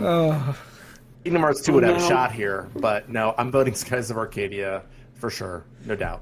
So it is all tied up. If you don't mind my saying, the Essential 8 round has been a little bit more exciting than the Styler 16 round in terms of close votes. So, Jono, it comes down to your decider. Skies of Arcadia or Jade Cocoon 2, your thoughts and your vote. I mean, I think Jade Cocoon 2 sounds like an interesting game. I think Skies of Arcadia has been on my backlog list forever. And also Alana's, again, her enthusiasm and passion. Not that Leona did not have a tremendous amount of enthusiasm and passion for Jade Cocoon 2, but Alana's is just winning me over. I'm going to go for Skies of Arcadia. Yay! Skies of Arcadia sneaks through with a 3-2 victory over Jade Cocoon 2. Apologies to Leona. Leona, we love you, but the numbers didn't shake out for you this time. I'm sorry, Leona. But now we have one more vote before we can move on to the fan favorite 4. This is Shining Force, chosen by Derek Heemsbergen, versus Demon Souls, chosen by Rob Steinman, 2 former showrunners of Random Encounter. Oh boy, and 2 of my favorite people that have since left RPG fans. So I cannot show favoritism to either man, and I will wait to talk about my thoughts on these 2 games. Who wants to put the pitch first? I mean, playing Shining Force again would be interesting, seeing it through eyes 20 years later. That being said, I've wanted to play a Souls game for a while. I feel like Demon Souls is going to slaughter Shining Force, and my vote is for Demon Souls.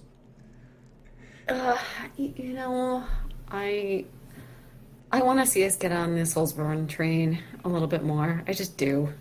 I think more of us could do with playing them, so I'm going to vote for Demon Souls. I'll go next. I'm really intrigued by both of these games. These are 2 that I think I want to play both of them soon, like in the next 12 months. So I would love to podcast about either of them. But getting into Shining Force versus getting into Soulsborne, I think I'm a little more excited to get into Soulsborne. So my vote is for Demon Souls, making it already the winner. But I want to hear you talk about it anyway, Zach and Alana. This is tough. I mean, like in terms of like games that I would actually want to play, Shining Force is the answer because Soulsborne games are too hard for me. But I would still vote for Demon Souls because I just think that we've talked about this at length, and everybody knows that we are very. And I know that Demon Souls is a JRPG, but like it doesn't feel like the kind of JRPGs that we usually play or talk about. But Demon's Souls is my vote nonetheless. All right, Alana, is this going to be a sweep for Demon's Souls, or are you going to bring a dissenting vote to Shining Force?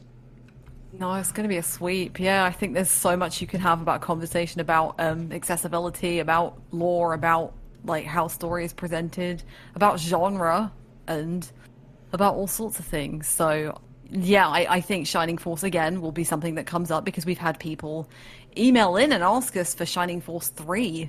We have, so it's yeah. like, yeah, so I think it will absolutely come up, but I think it's time a Soulsborne game was introduced into the roster, so... Or into the slaughtered. roster. Absolutely slaughtered. Yeah. Right, I'm so sorry, Derek, you're one of my favorite humans in the world. I love both Derek and Rob, so I'm not choosing between the people, I was just choosing between the games. And games that I have access to both of them, so that wasn't the issue either. But Demon's Souls wins the final matchup of the Essential 8, 5-0, giving us a fan favorite 4 of Night in the Woods, Tales of Exilia, Skies of Arcadia, and Demon's Souls. Those are 4 different, almost 4 entirely different genres. I mean, Tales of Exilia and Demon's Souls are both action RPGs, but they're really 2 different kinds of action RPGs. Night in the Woods is a narrative game with adventure game elements, and Skies of Arcadia is a traditional turn-based JRPG. I am fascinated to see which game ends up winning this contest, but listeners, maybe you already predicted this, or maybe you already see a link to a vote. But we're not ending this episode with choosing one of those 4 games. The fan favorite 4 will be subjected to a fan vote over the next few weeks. Night in the Woods, Tales of Exilia, Skies of Arcadia, Demon's Souls. One of those will be a future Retro Encounter game, probably with its episodes airing in December of this year or January of next year. But we are not choosing them now. There will be a vote, a link on the RPG fan page for this, and also the description for this podcast, and we will also share it on social media multiple times over the next, probably 10 days or 2 weeks, around that ballpark.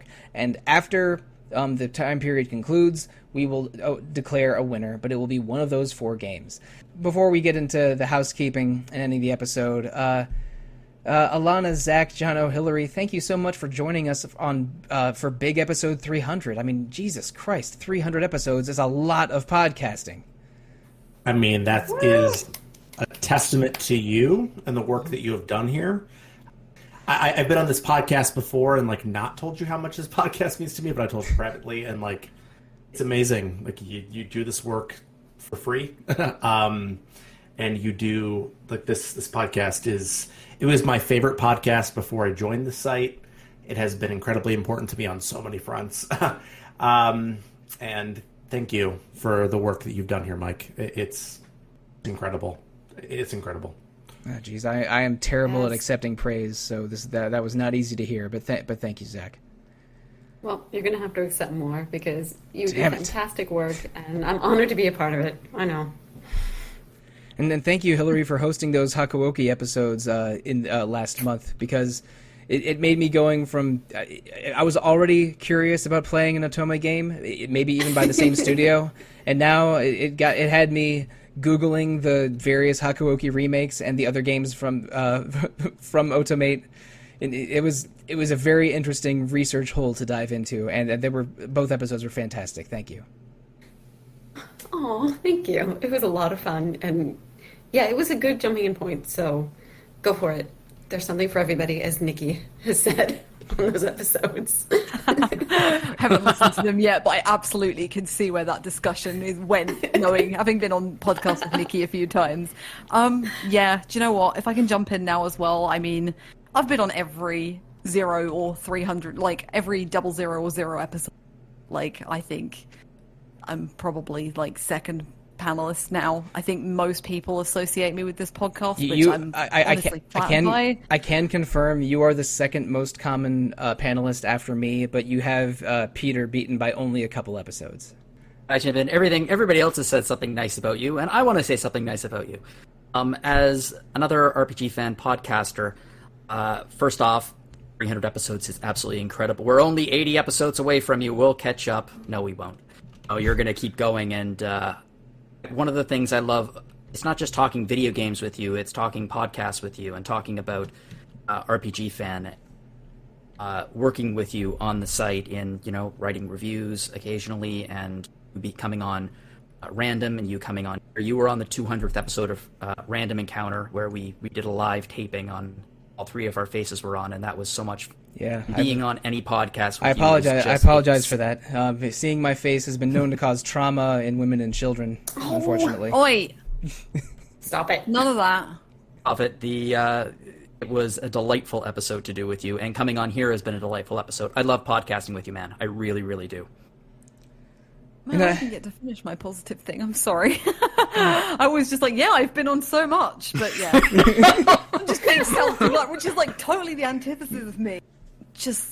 I've told you a million times, like, we're really good friends, and we've hung out a few times, and yeah, you've brought out the best in me in so many different ways, and essentially let me meet some of the most important people of my life or get to know them better. And the stuff you do on this site, you are way too hard on yourself, like ridiculously hard on yourself, and you have no idea how much people appreciate you, whether they say it to you or not. And I think you've had people on Discord tell you how you've helped them, how you've provided something for them to give them a bit of a positive boost and things like that, and something to listen to. And that's great. And the fact that you do this for free in your own time, oftentimes overworking yourself, is ridiculous and insane. And, you're a great person, Sollosi. And yeah, just thank you for everything. You do such a great job. Yeah, I do not like hearing all of this, but your positive thoughts and comments are very appreciated. I do put a lot of my self into this podcast, and I am happy and proud of, let's say, 99% of it. Running this show has become a big part of my life. I love talking about video games with people, and I love podcasting with all four of you and the other people that make up the spreadsheet list of who's appeared on the podcast the most number of times that I was double checking a few minutes ago. I knew that you had it. Yeah. It's not surprising. If there's 5 things people associate with me, it's podcasts, Power Rangers, spreadsheets, and I don't know. Dragon Quest? Manholes. Yeah, Dragon Quest is the correct answer. It's Dragon Quest? Okay. Did I get some Dragon Quest fan art commissioned not weeks ago? Correct. I will share that with you once it's complete. Thank you, everyone, for allowing me to be on 227 or more out of 300 episodes over these years. And I'm not going to say we're going to do 50 more or 100 more or however many more, but I want to keep running this podcast until I really can't anymore, and we'll see how far that goes. And but I think that we had a lot of fun this episode. We discussed 16 great games and arrived at 4 games that will go down to a public vote that I am anxious to see the results of. I have no idea what's going to win the public vote. I could see any of them winning it, truly. But I'll probably develop a theory in the days in between now and us posting this podcast. But we'll see how it shakes out about 10 days or 2 weeks after the posting date. So listeners, maybe you already have, but please find the link to vote for the Retro Encounter episode 300 poll. We will publish the results when we are ready. But now we are ready to end the podcast, so let's talk about what's coming up next. We did an episode on Shin Megami Tensei 3 Nocturne last week, and we are following that up with its part 2 next week. It was only coincidence that we couldn't have those two back to back because I wanted episode 300 to actually be episode 300. That's the confounding factor there. And then following, game is hard. Yes, Zach, you and I have much to talk about next week. We do. Yeah. And but Jono, the week after that, you and I have much to talk about because we're doing a spoiler cast on The Great Ace Attorney Chronicles, which is two games released for the 3DS many years ago and for the Nintendo Switch very recently. You and I will go deep into those two narrative adventure games of sorts, or anime lawyer games of sorts. I have not finished them yet, but I am really enjoying them. It has been a struggle this week to pull myself away from Ace Attorney to play more Nocturne, which so good, Mike. It's so good. It's real good. Like I haven't played a new Ace Attorney game since Spirit of Justice came out, and it just felt like a warm hug. It feels like coming home. I missed the years of having a new Ace Attorney every year or two, and I'm so glad to have two new ones to play in my life. But that is coming probably the first week of September. But later that month, Alana and Zach, you might remember, and Hilary, you too, we did a bunch of Persona episodes in September 2020. We are going to do a couple more in September 2021. We are doing 2 episodes on Persona 2 Eternal Punishment, a sequel to the game the sequel to the game that we played last year, and because I really want to play Eternal Punishment, I'm going to join the panel on this one. It's going to be a real good time. I'm so excited, and I'm also excited not to host, but I'm also mostly excited to talk about these games. Like Innocent Sin was, it was a ton. Woo. It was a great game. Innocent Sin was a time. It also means I'm going to play 2 very spicy Shin Megami Tensei games back to back, but we'll see exactly how that goes. But we're also going to do an extra Persona episode that I have not nailed down yet, but we're going to have 3 Persona episodes in September, 2 of which are going to be about Persona 2 Eternal Punishment. But listeners, if you want to talk to us about Shin Megami Tensei or Great Ace Attorney or Persona 2, the best way to do so is to email retro@rpgfan.com. You can also comment on RPG Fan's Mostly Empty Boards, visit our quite active Facebook page, or our Instagram, our Twitter, our Discord, our YouTube, our Twitch, something streaming every day on Twitch, all kinds of nonsense going on that Discord server. Please interact with RPG Fan however you choose to interact with RPG Fan. You could also listen to our other podcasts. There's Random Encounter, which is hosted usually every 2 weeks, usually by Greg Delmage and Jono Logan. Isn't that right, Jono? It is absolutely right. Or you could also listen to Rhythm Encounter, our podcast about RPG music. And Jono, you and I have both hosted episodes of that. Yeah, and one should be coming. I think one will be out by the time this episode is released, and it is a very exciting episode indeed. Yeah, the last 2 episodes prior to this, if my calendar math is right, were on the Bravely series and on adventure games. So listeners, if you love the music of either of those 2 things, please listen to those podcast episodes. But in addition to Random Encounter and Rhythm Encounter, there's also Phoenix Edge, our partner podcast, which is usually weekly, usually about current events, but they talk about all kinds of RPG topics on Phoenix Edge. Please listen to Retro Encounter, Random Encounter, Rhythm Encounter, or Phoenix Edge, however you choose to, via Apple Podcasts, Google Play, Spotify. There's so many ways to engage with podcasts, and these 4 are 4 great podcasts to match our fan favorite 4 games in that poll that we just published. But speaking of publishing things on social media, let's tell you, the listener, how to find us, the panelists, on social media, starting with you, Alana. You can find me on Twitter as @Alana Hagues, or I'm on the RPG Fan Discord as Alana. Now, Jono. You can find me on Twitter at Jono_Logan, or you can send a message to me at j.logan@rpgfan.com. And Hilary. The easiest way to reach me for RPG Fan stuff is Discord, where I'm EP Fire. And Zach. And you can email me at zachw@rpgfan.com, or you can find me on Discord at zachw. And I'll say "and" a 4th time because I do not understand how serial sentences work.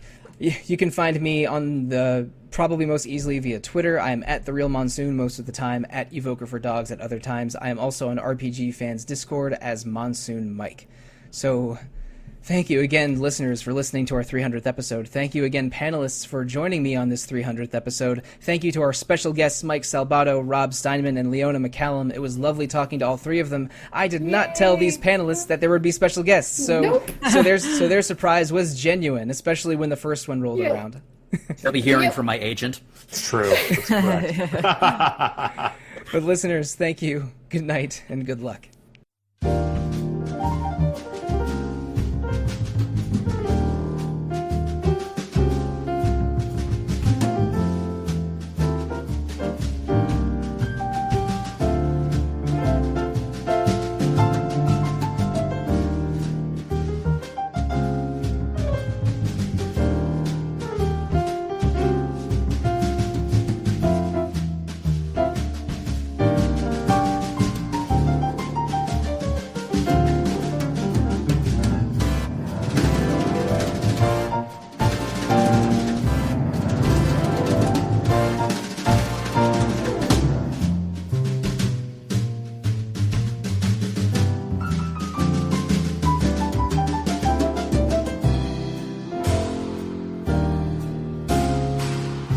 Bye.